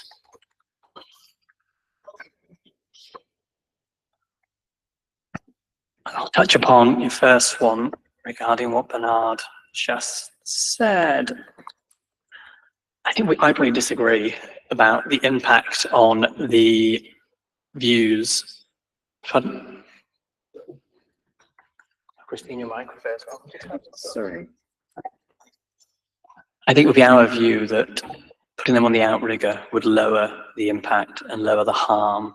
I appreciate if you looked directly on, straight on these buildings, you would catch a glimpse of the top of a solar panel. But it's our assessment that that little glimpse on the outrigger down a kind of a fairly narrow gap between two listed buildings is a lower level of harm compared to seeing them on the hipped side roof, particularly when we shouldn't really just consider these in isolation.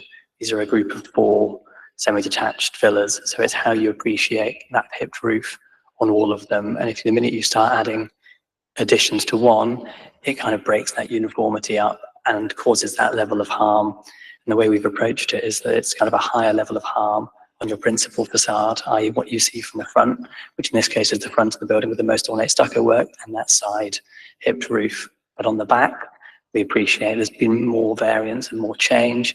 The outriggers are less consistent, thereby having the solar panels on the outrigger, it reduces that level of harm. And that's really what we want. And I appreciate it's taken us a long time to get to this compromise and quite a convoluted process, but I feel that we've got a potential compromise in there that meets a similar kind of need in terms of energy, but also does what we're kind of here for, which is to reduce harm to both the listed buildings and the conservation area.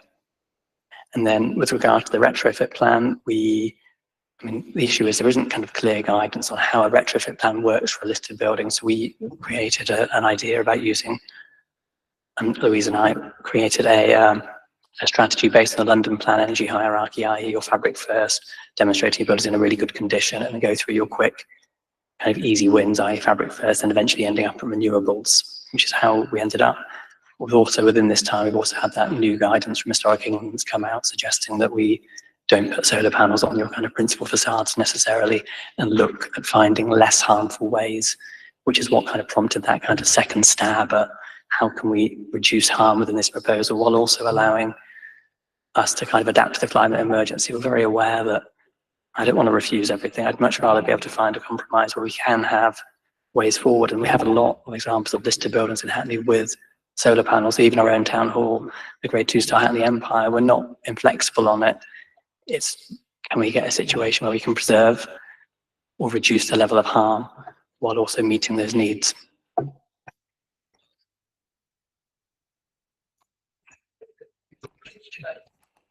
Oh, Sorry, me first. Okay, off to you. okay, sorry, no, everyone wants to talk. I just wanted to add up on what our conservation officer just mentioned. I totally share, sorry, can you hear me better? I totally share the concern of the applicant about tackling our climate emergency. I agree that our planning policy should totally align as much as possible with the climate action plan that Hackney published last year. In this respect, the alternate reduced harm proposal we suggested delivers more electricity on site. That's based on the figures that the applicant provided. So what we've done is like nothing new. We've just used the data that we got given and we made an estimate of what could be delivered if we were to put the PV panels on the outrigger south-facing roof. To the point on decarbonization, but also like the concern of limiting carbon emissions, not only this proposal delivers more operational carbon savings because we are delivering more electricity on site, but also by adding less panels on site, you also reduce the embodied carbon. And that's something that shouldn't be, well, overlooked, let's put it this way. So this is why we think the alternate reduced harm potential just ticks both boxes of enhanced sustainability, but also reducing the harm to the existing building. Thank you. Just to add to our legal officer's response to Councillor Desmond's question, just to point out that should members decide that permission should be granted, and whilst each application is assessed on its merits, the principle of development on a visible side roof of a listed building would have been established. So following this, any future application could cite this example as justifications for such proposals.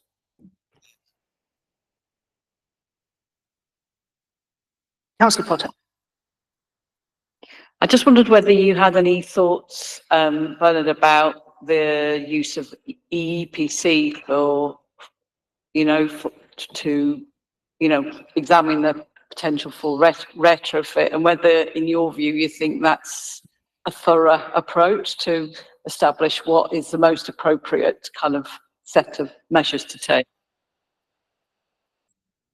I do have thoughts about EPC, etc. What you're looking at is what's the difference between more academic science and what a tool that people can use to actually make decisions. I've done a passive house 9 years ago in Hackney. I used a PHPP. I know how much in detail you can analyze a building, and it's worth it, particularly when you do a new building.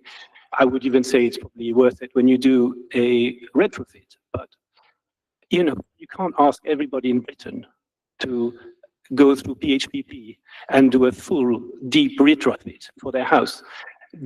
The applicant here has done everything everybody understands.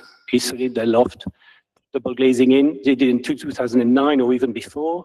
You know, we are here putting the bar way too high for a problem that is actually minor. I fully understand the importance of listed buildings. I work on listed buildings in many boroughs, and I just think here we have blown up this problem beyond its the necessity, to be honest. That's my view. If you look at the figures, nothing will change. Do a PHPP, but nothing will change. It will cover the electricity bill, it will reduce carbon emission, and that's our goal. And I wish everybody in Britain could do that and had the same resilience, to be honest.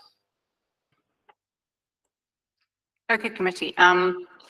The officers have drawn our attention to the listed building guidance, which is that such so should not be put on a listed building if the only place is a prominent roof slope. And that is the part that I will take up as a point of difference here. The reason that it's declined is that because of the listed building, it would be a visually obtrusive and incongruous form to development. Now, I went and I stood there in the road. I wanted to check it out for myself. I looked at the building. And taking on your point, Councillor Desmond, about precedent, because obviously we want to support our heritage, and absolutely. But it's a very high roof, and I believe that this roof is on the side, and I can't see it from the street. That's my statement of truth. And I do not believe it is a prominent roof slope in the application of guidance. I think it's one on the side that anyone walking down that street would not have a visually obtrusive and incongruous form of development brought to their attention by this installation. Listening to the case at the last committee meeting, I still believe that the benefits outweigh the harm, a phrase I've heard many times in this committee room. Benefits outweigh the harm. I think the applicant bent over backwards to give us an assurance that they will and look after and protect this house in a way that even when the technology changes in the future, they'll be able to take it off and replace the asset as original. They gave us that assurance at the last meeting. So if we are going to do a proper application, this is not a prominent roof slope. I went round the back, I looked at the back as well. You can't see it from a car park. The street scene and the impact, I feel it's very clearly, it's not visible, it's not obtrusive, it's not a correct application of planning guidance. I have asked if it is rejected, as it was at the last committee, that we have alternative words to work out that we support the application as it stands, because I believe that those arguments have been made, but that is there. And Councillor Desmond, to your point, it does not set a precedent, because they would have to argue on the listed buildings, yeah, and the prominent roof space. And this one doesn't tick that box in that application. Councillor Levy. Thank you, Chair. I'm just looking at the latest edition of the guidance, and the word prominent sort of hit me. That's the key element here, I think. I wasn't persuaded then in December. I'm not persuaded now that the placement of solar panels is prominent at all. In fact, I'm not quite sure that, I think the opposite might very well be true, that placement of the solar panels on the outrigger may have more of a visual impact. And then it's such a high building. I know people walking, walking on the street are going to crane their necks to see whether there's a solar panel up there or not. And, as I said, I wasn't persuaded, and I don't think I was alone. I wasn't persuaded then, and I'm not persuaded now.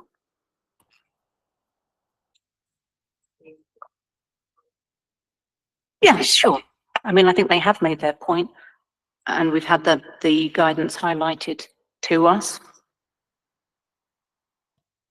Prominence. Okay, yeah, because I think that is the point here, that we can have different views on what is prominent.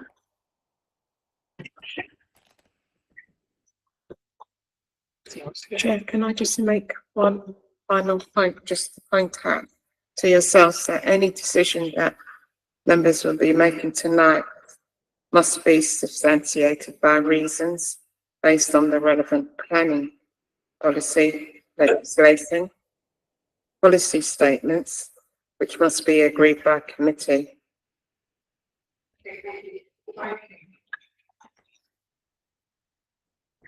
Prominent roof slope, difficult to define necessarily, but I think in this case, you do appreciate North Church Road, but it's quite a wide road. So when you do walk down there, you do get these views of your hipped roof. The fact that where we're standing, where this photograph is taken, is on the road closest to it. What we've got is, let's say, space for 3 cars to be parked on the road and a really wide pavement. So you do appreciate that hipped gable. I would argue, from my professional opinion, that roof slope would be a prominent roof slope on this listed building. You are, of course, welcome to disagree with me, but I think with Historic England's guidance, we should also focus on the fact that we said where it's harmful to the significance, we should look at alternative provisions, which is what we've done as part of this application here. Can I just add a quick point? Also, what we want to highlight there is, in line with Historic England guidance, we have an alternative that would mitigate the harm. Beside this, the applicant's proposal is putting PV panels on the east facade, which is not the best orientation. We all know is south facade. The alternate proposal, in addition to reduce harm, also make the most of the south orientation, and therefore delivers more electricity on site and therefore more public benefit. I also make an addition to that addition. In regards to sort of the addition of the solar panels to the side roof slope, you have to bear in mind that they will project by about 15 centimeters from the roof slope, and they will be made from a different material from the traditional roof slope, so they will stand out more when compared to the surrounding roof slopes as well. So that will increase their visual prominence. Right. Just in terms of process then, because the recommendation as in the proposal, you don't do a recommendation summary. Yeah.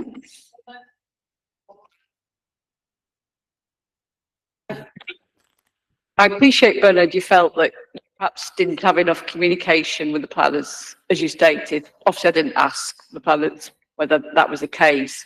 But if, for instance, the committee supports the officer's recommendation, do you think the client would want to go back and have a discussion with the planning about perhaps considering the alternative suggestion they have come up with that will meet the kind of climate targets that you are trying to meet?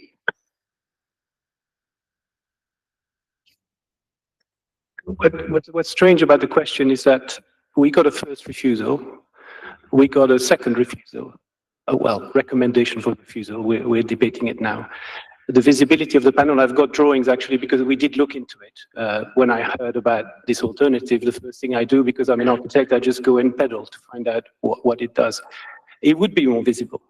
I'm a bit dismayed to hear that the view is less important than the other one. It seems to be that we're hammering on a very, you know, what would my client do? I don't want to pronounce myself on his behalf. He's spent a year and a half and money to get this application in. We had, you know, it's supported by the Hackney. I would rather not respond on his behalf, I'm afraid. But I can understand the question and the desire for compromise because we respect both sides of the argument. I think, unfortunately, it's more a matter of decision, I think it's more a matter of decision than trying to find a compromise. Also, has the committee really the right to ask for an alternative design? You know, in a normal process, when you don't have your design and the planning officer says no, you're not there for renegotiation. So I'm not sure what we should be doing here. I think for me it's decision time. Thank you very much. Sorry, just a final quick question, because I can't quite remember whether we discussed it in the December meeting. This alternative, less harmful proposal, we didn't get that in December, did we? That's been developed in light of the historic England guidance about less harmful proposals. Okay, thank you. All right, so if we go to vote, I think we've bashed out what we want to get to. The recommendation from the officers is to refuse planning permission. So those that support the officer's recommendation to refuse planning permission for, and we're just saying for the original application, yeah, as it stood, side and back. Those in favour of the officer's recommendation, please show. That's 2. And those against? 3. Right, moving on from then, I did ask for an alternative form of words, which was to agree. Sorry, Chair, can I just say that the procedure is that you must then put forward an alternative motion. Yeah, It must be seconded. So for the alternative motion, so did we get a form of words, which is the alternative motion, which is that we support the original application as it stood? Did ask that for the officers, that was so that with the legal conditions to be attached, because it's not just we agree with whatever the usual wording behind it is. So the resolution moved by Councillor Levy. He is moving the resolution that we support the original application. Do you want to second it? When you say the original application, is that the one that we discussed in December? Yeah. Yes, I'll second that. And the planning reasons for doing so. To approve the application? What's the wording? Approve the application. That's the resolution. And the planning reasons for doing so. The reasons are that we do not, the benefits outweigh the harm, and that it complies with the listed building guidance because it is not, in our view, a prominent roof slope. Do you want a couple of minutes to flesh out with the officers? I don't think there's anything else. Sorry if I can step in. So the process is, there is a process, and we will have to have a short adjournment in a minute, but the process is that a member voting against the original recommendation needs to put forward an alternative motion. So as you've just suggested, that can be to approve the application. So just for the minutes, we do need to know which member has put that forward and if that's seconded. I believe we had Councillor Levy agree to move it and Councillor Desmond seconded it. Councillor Levy and Councillor Desmond will be jointly in the Tower of London from tonight. Thank you, councillors. And the planning reasons that you've suggested is that the sustainability benefits outweigh the harm. So if we could just have it's in compliance with the listed building guidance. Well, let's just take a short adjournment to consider that and come back with a recommendation, and you'll need some conditions as well. We can just take a short adjournment, please. Okay.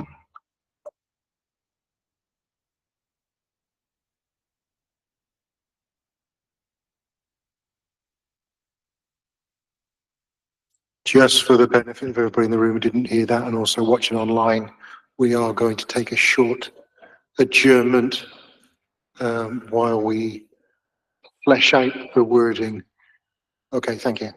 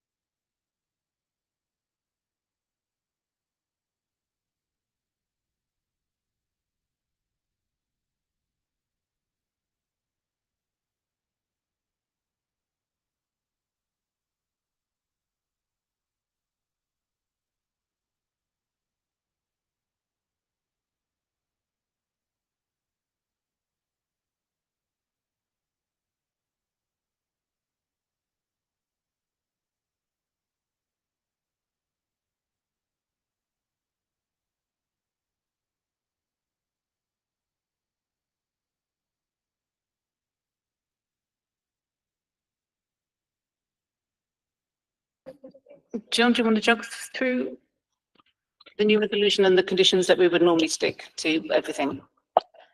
So as there's two applications, there's two sets of conditions. One's free for the plan application and free for the listed building application. So the first, free for the plan application, you have these two standard ones, which are development hereby permitted shall only be carried out and completed strictly in accordance with the submitted plans, hereby approved, any subsequent approval of details. And then the reason for that is to ensure that development accords with the plans that we are approving. And then the second condition is development hereby permitted must be begun no later than the expiration of 3 years beginning from the date of this permission. That's a standard condition that's attached to all plan applications. The third one is in the event that the solar PV panel and solar thermal equipment hereby approved is no longer in operational use, all equipment shall be removed from the roof within 6 months of its ceasing to function, and the building fabric shall be made good using the original building fabric removed to facilitate the development. And the reason for that is to preserve the historic fabric. And again, this is something that's fairly standard for listed buildings or for solar panel installations. And then the policies are, the conditions, sorry, are basically the same for the listed building application, but this time it does make reference to the listed building regulation instead. So again, shall be carried out in accordance with the plans, shall be begun no later than 3 years from the expiry date, and then once the equipment is no longer in operational use, it shall be removed and the works made good. And then there's an additional condition for the listed building as well. All new works and works of making good to be retained. So all new works and works of making good to retain fabric, whether internal or external, shall be finished to match the original work with regards to the methods used and to material, dimensions, composition, form, colour, finish, and profile. And in the case of brickwork, face bond and pointing. And then in addition to that, we also have a informative that we would like to attach.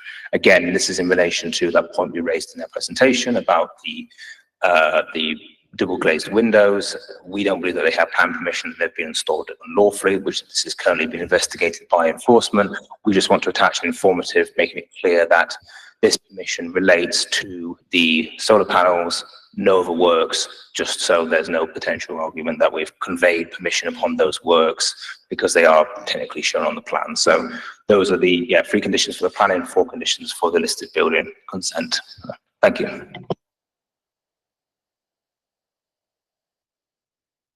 Okay.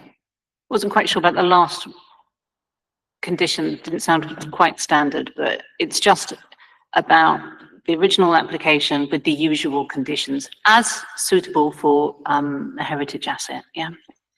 So like for like, look after the building, all that kind of stuff, yeah? The issue of double glazing completely separate, yeah? So we need to move to the vote. The officers, so to accept the recommendation with those conditions, just our standard conditions. So that's what we just wanted to do, yeah? Legal. Sorry, Chair. Just want to be clear about this.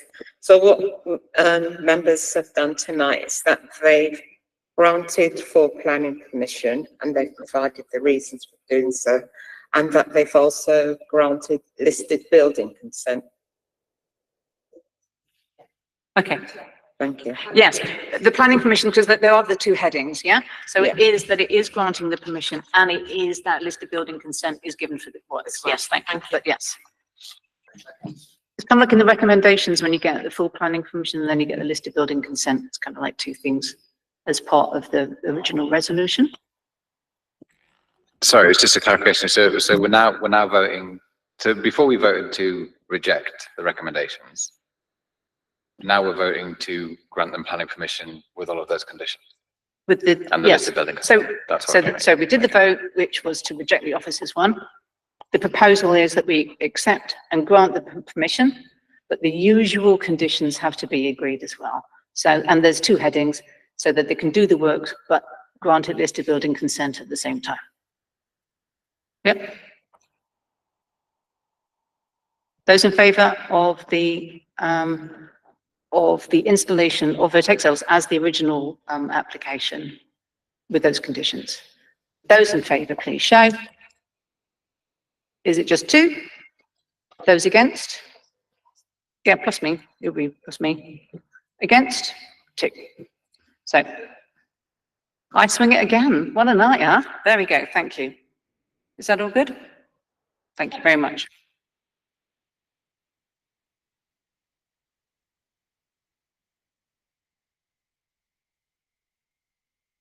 Okay, it's quite late. Can we do a quick changeover? We're going to do this. We're going to do 364 Mare Street. Yeah, we've got one left. We've got another agenda item. Please pay attention. Sorry, excuse me, Chair. Can I just check, is Mike Tonkin in the room? Mike, oh, you are, Mike. So if you can sit in the middle, please. Thank you. It's like this all the time. Come on. Okay, so it's agenda item 8364 Mare Street. Are you leading this one as well? Okay, crack on, please. Okay, just referring to another change in the addendum. So condition 22 has been amended just to include the words other than areas of roof specified as roof terrace on the approved drawings. This is just to avoid confusion between what areas of flat roof on the building could be used as a terrace and which ones are just for maintenance. And also the appendix is to include the appeal decision that related to the previous application at the site. So the application site relates to a 3-storey building and adjoining single-storey retail unit located on the eastern side of the narrow waist section of Mare Street. The application site also includes the part single, part 2-storey structures to the rear of the main building and the rear courtyard area. The existing buildings on site comprise 2 retail units at ground floor level with ancillary retail space at ground and first floor level to the rear. The upper 4 levels within the main building contain 4 one-bed flats. The application site is located within the Clapton Square Conservation Area, an archaeological priority area, the Hackney Central Major Town Centre and Mare Street Primary Shopping Frontage. It's approximately 50 metres, approximately 50 metres due south of the site is the old tower of the former Church of St Augustine, which is a Grade 1 listed building.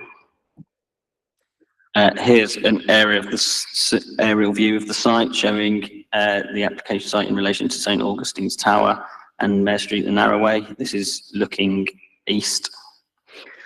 So the application proposes the construction of a Part 2 and Part 4 storey building to the rear of number 364 to create 4 new retail units at ground floor level and 5 residential units above, following the demolition of the existing extensions. The redevelopment would also create a public courtyard area to the rear, accessed via a newly created passage to the north of 364. The application also includes alterations to number 364 Mare Street involving internal reconfiguration and relocation of access to existing residential units, construction of a mansard roof extension, window and shopfront alterations. The proposal would result in the loss of a small single-storey retail unit fronting Mare Street at ground floor level to facilitate access to the remodelled retail space to the rear of the site. Here's some photos of the site. So the top left is the front elevation facing of 364 facing onto Mare Street and Narrowway. The little pink shop on the left is the retail unit that would be demolished to provide access to the rear of the site and the courtyard area. On the right-hand side is views from the grounds of St Augustine's Church Tower, looking towards the rear of the site. And the bottom left is a photo of the site within the Prodigal Square development to the rear of the application site.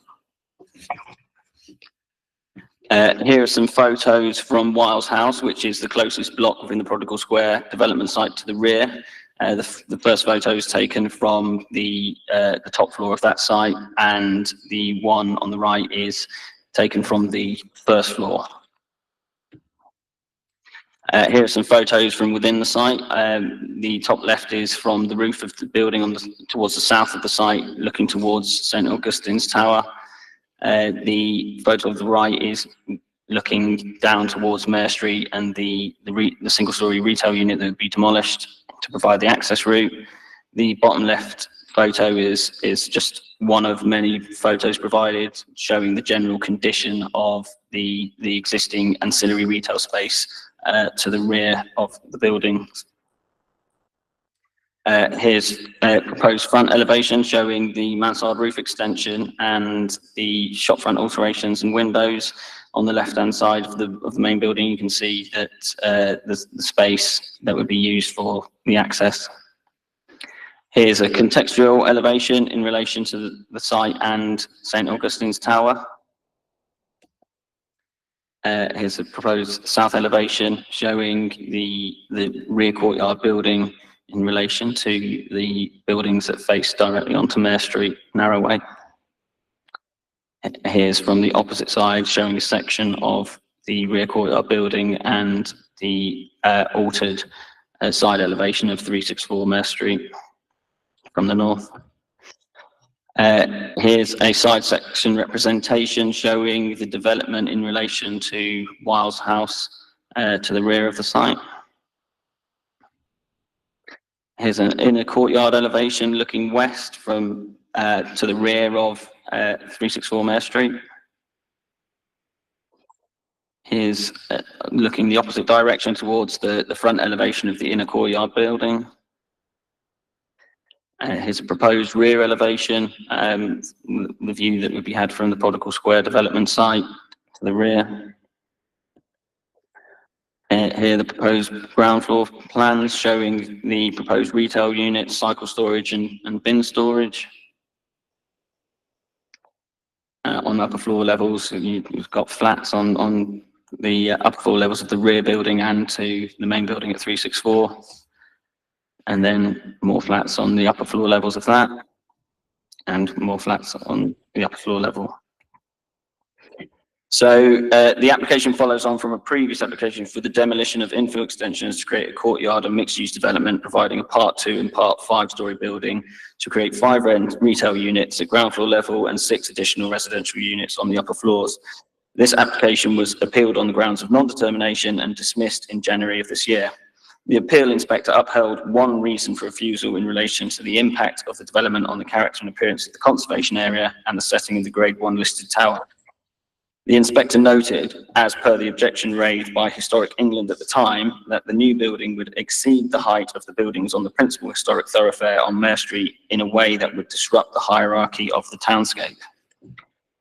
The inspector therefore concluded that the development would cause less than substantial harm to the significance of the conservation area and the Grade 1 listed building. The current application has been amended by reducing the rear courtyard building by 1 story. So here are some comparison drawings between the scheme that was dismissed at appeal at the top and the newly proposed scheme. And this is the rear elevation of the appeal scheme and the new scheme at the bottom. And here is another comparison drawing between the appeal scheme at the top, showing the height of the rear courtyard building, and the scheme at the bottom, which is the current proposal. So in terms of heritage impacts, it's important to note that Historic England support the proposal in terms of the potential heritage impact on St Augustine's Tower. This image is to show the site in relation to St Augustine's Tower, which is, as I say, due south of the site by approximately 50 metres. The applicant has provided an overlay drawing. This is quite light in terms of how visible it is, but it basically shows the difference between the existing overlay with the red hashed line on top of the proposed section, and similarly the proposed development with an overlay of the existing height of the existing structures on site. Here are some proposed visuals of the development when viewed from Mare Street Narrow Way. This is a proposed visual of the site when viewed from St Augustine Tower. The grounds on the right-hand side, the building on the right-hand side is Wiles House, and the building next to it, in the middle of the image, is the mock-up of the proposed building, rear courtyard building. And here is a proposed visual of the internal courtyard area looking towards St Augustine's Tower. So overall, the proposal would provide significant public benefits in support of the development, as it would involve the provision of additional housing and enhanced retail floor space in a sustainable location, the provision of good quality publicly accessible space, opening of new public views towards St Augustine's Tower, improvements to the character and appearance of the area through the removal of unsympathetic existing development. The amended proposal would preserve the character and appearance of the conservation area and the setting of the St Augustine Tower. The proposal also now includes an affordable housing contribution of 120,000, where this wasn't proposed previously. So in all, the application overcomes the one reason for refusal that was upheld by the appeal inspector, and now provides a more robust public benefit in terms of the affordable housing provision. And the recommendation is to grant permission subject to conditions and legal agreement. Thank you. Thank you. I've got 2 objectors listed. So that's John Parmenter and Dominic Smith. You okay to share your 5 minutes? Okay, well, please put your mic on. Chair, just before I start, I've got a slight difficulty, which is entirely of my own making. And that I put my presentation together based on a sheet of images, but I had a word, and I should have done this yesterday. So shall I try and verbalize it, or do you think one sheet? Talk us through what it is that you're trying to show us, please. Okay.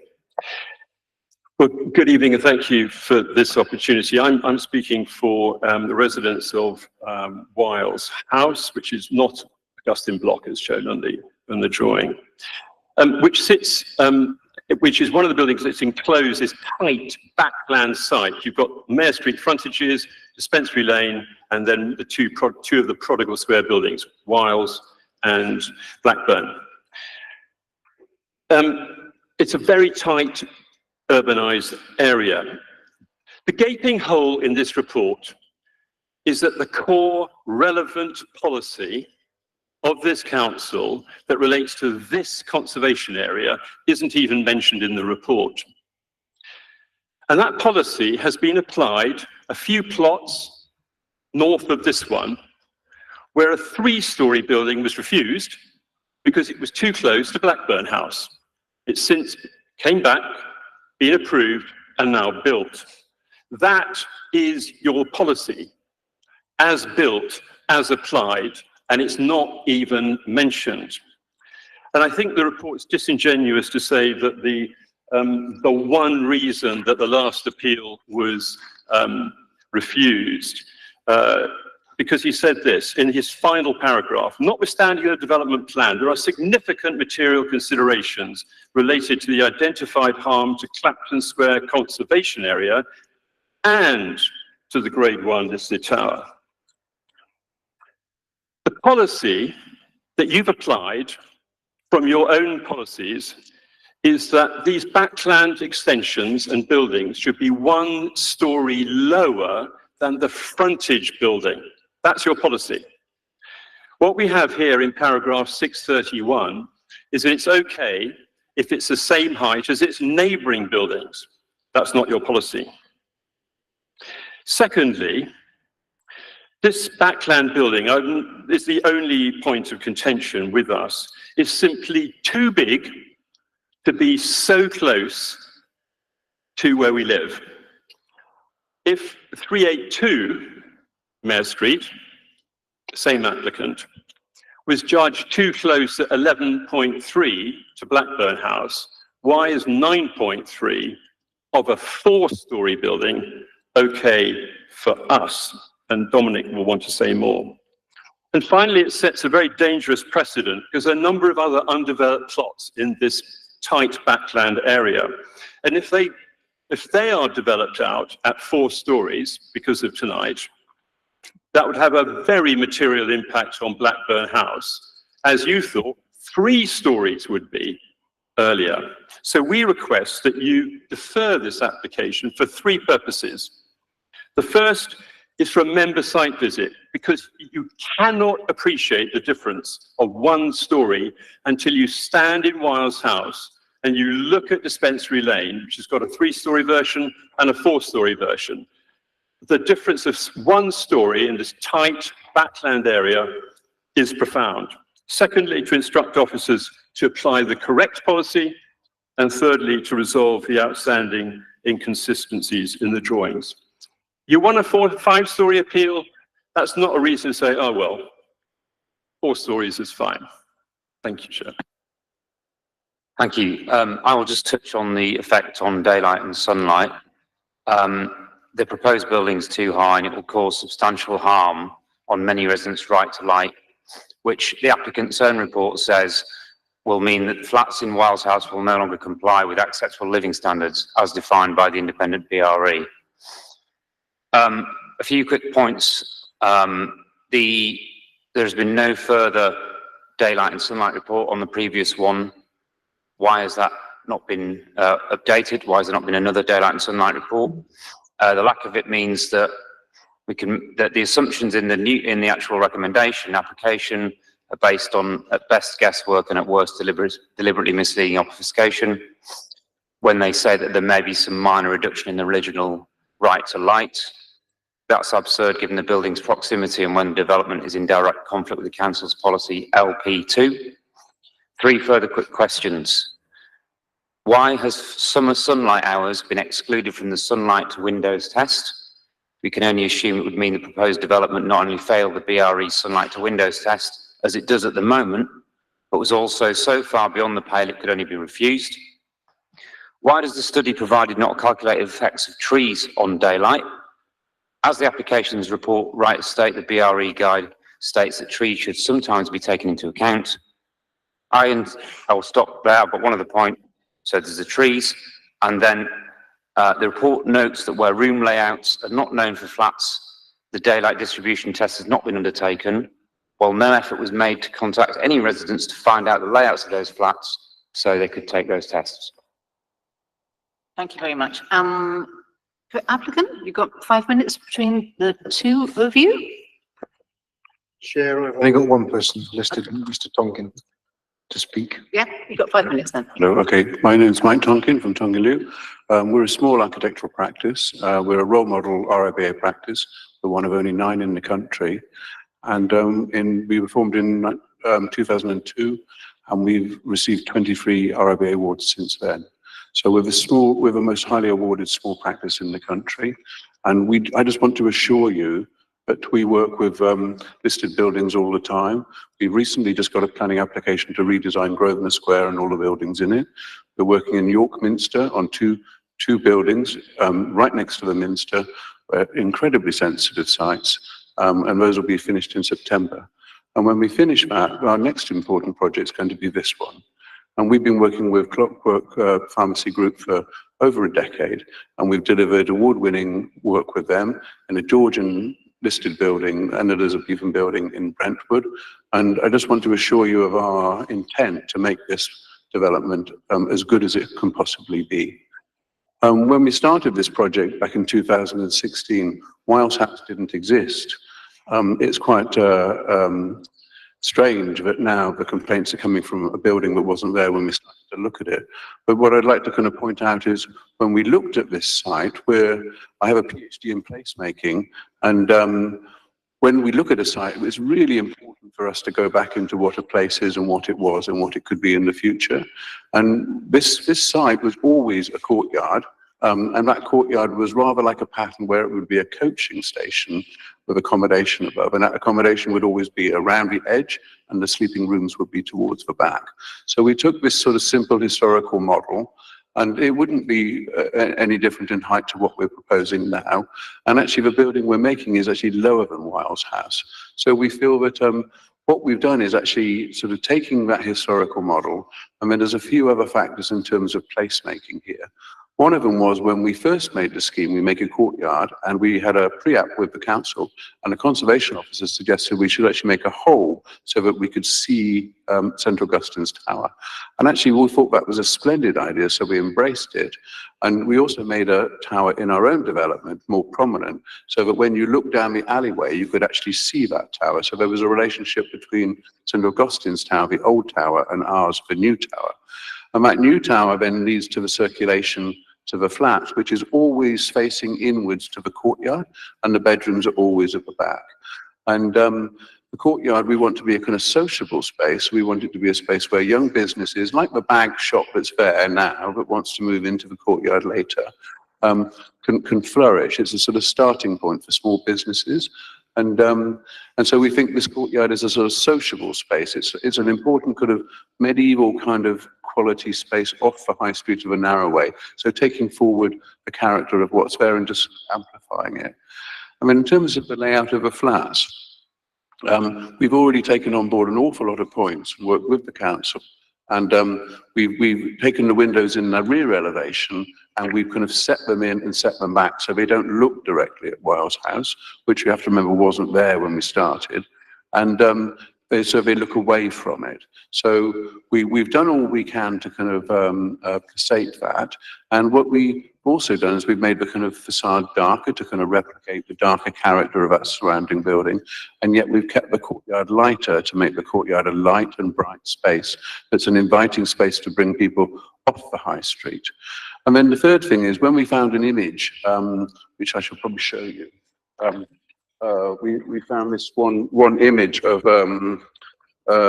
Hackney back in the Georgian times, where a balloon used to rise up. You can see the image here. So this shows Mermaid Courtyard, Mermaid Pub. It shows the tower, and it shows a balloon. And so the balloon became an idea for us that the window would represent the kind of balloon. So at the tower, you see there's a round window at the top, and the windows get larger. The tower is kind of replicating the tower that you see there. And in a way, we feel the placemaking, we're going to take this image and we're going to make it a very large artwork, which is exactly this, on the wall, so that it'll be a kind of public attraction in itself. So we want this to be a courtyard that kind of draws people in and amplifies the character of the narrow way. Thank you. Thank you. Oh, still got my microphone on. Let's just go to, councillor Levy. Thank you. Chair. Can the officer perhaps clarify the objectors' quite vociferous comments that what we have before us is not policy compliant? Perhaps the officer can comment on that. In design purposes, is that, I think that's what you mentioned first, and then I can go on to. There was mention of buildings being 1 story lower, but I think in the report that references rear extensions. So we do have guidance about rear extensions being subservient and lower. Obviously, this development isn't an extension; it's a backland sort of new development. There's a gap between the buildings on Mare Street and this building, and the key issue, sort of as stated, is that the height was the issue before. It was a total of 5 stories. The 1 story reduction is in keeping with the context in terms of the height of other buildings and the scale. And I think just some other things to mention. We've been saying a 4 story building. If you look at this visual, the principal mass is 3 stories, which again is in sort of keeping with the immediate context. And then you have a setback roof extension, so that's quite generously set back. So it's a part 3, part 4 story building. That's in keeping with the sort of immediate context and the character of this part of the conservation area. And yeah, so the previous sort of concern was with the height. That was where the objection came from the council and from Historic England. And with this reduced height, we've now got support from Historic England. So that's a key issue in terms of height and prominence has been addressed. I was just going to mention, because you said non-compliance and didn't specify an area, but the objector did mention daylight, sunlight as well, and there is a daylight sunlight assessment that's been submitted, which does show that there would be non-compliance with the Building Research Establishment's guidelines, but from our perspective, there is a decision has been made by the Secretary of State in terms of the appeal decision. The inspector considered that it's acceptable, that scheme was acceptable in relation to daylight sunlight matters, even though there were some areas of non-compliance, it would be limited. And this scheme is now lesser in scale than what was previously proposed. So we have to consider the inspector's comments and decision as a material consideration, and have taken heed from them. Councillor Desmond.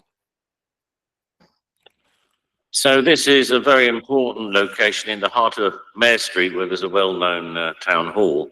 What I want to know, because it's very important that the visual amenity, especially with the tower in the background, is not in any way diminished. Are you going to use London stock bricks, or what sort of bricks are you going to use that make it look good if we give permission?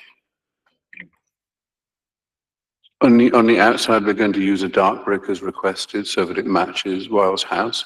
And on the inside, we like to use a lighter brick in the tradition of kind of working courtyards that always use lighter bricks to reflect more light around. Okay, that sounds reasonable.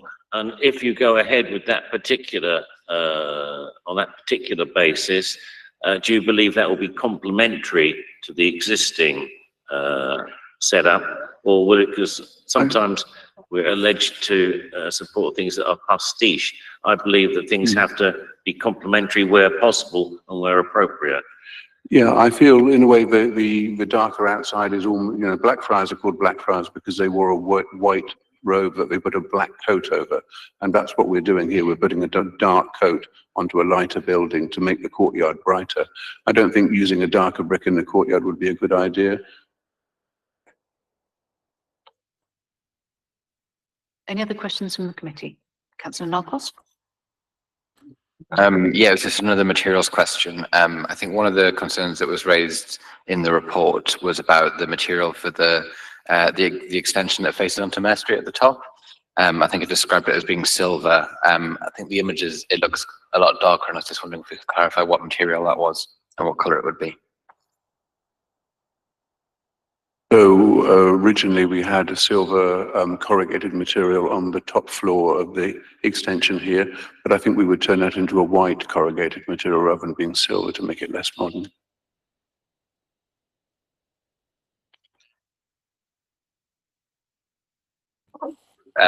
Just there's a comment from officers about whether white is acceptable. I've not seen many white extensions of that style. I'll let our design officer come back to that, but just to also reiterate that a condition would be included to ensure that the submission of materials would be provided, so we'd have control over those details. I was just going to say exactly the same point, the conditions there so that we see the materials. It's really important that we do see them. If we get a material in that's sort of too white or we don't think it's going to be in keeping, then we'll have discussions with the architect to get something that's more appropriate. Everyone happy? Ted Potter? Councillors. I'm just wondering, sorry if I've missed it, did we deal with the concern about the distance? Is it 8, you talked about previously it was rejected at 11 point something, was that right? And then it's now 9, 8, sorry, you can clarify. Chair, if I can clarify. The scheme you rejected in applying your policy to a story lower than the frontage, the reason, so it was a 3-story building, it's been approved and built just a few plots up the road at 382 Mayor Street, was refused the first time because it was too close, primarily. It's now been built out at 11.3. This proposal is a 4-story building at 9.3.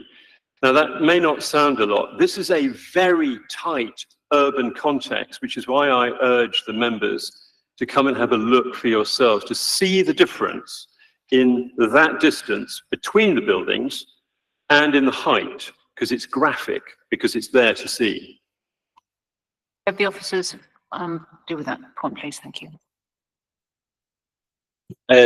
So each case is looked at on it and assessed on its own individual merits.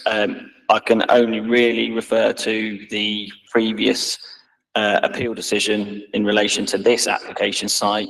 The building proposed is no closer than what was proposed previously. It was taller previously, and the appeal inspector considered it to have an acceptable impact in amenity terms. So again, that is a material consideration where it's been considered acceptable, and now it's reduced in scale. So we also consider it to be acceptable. Is that clear? So that the parameters have been blessed by the appeal process. So even if it was appealed, it's within the parameters as already challenged and found. Yeah, okay, I feel very happy with that. Do you have any other questions? Should we move to the vote? So the proposal is recommendation. The committee resolved to grant planning permission subject to conditions, completion of section 106 legal agreement. Those in favour, please show. That's everybody. Thank you. All right, thank you, committee. Thank you, officers.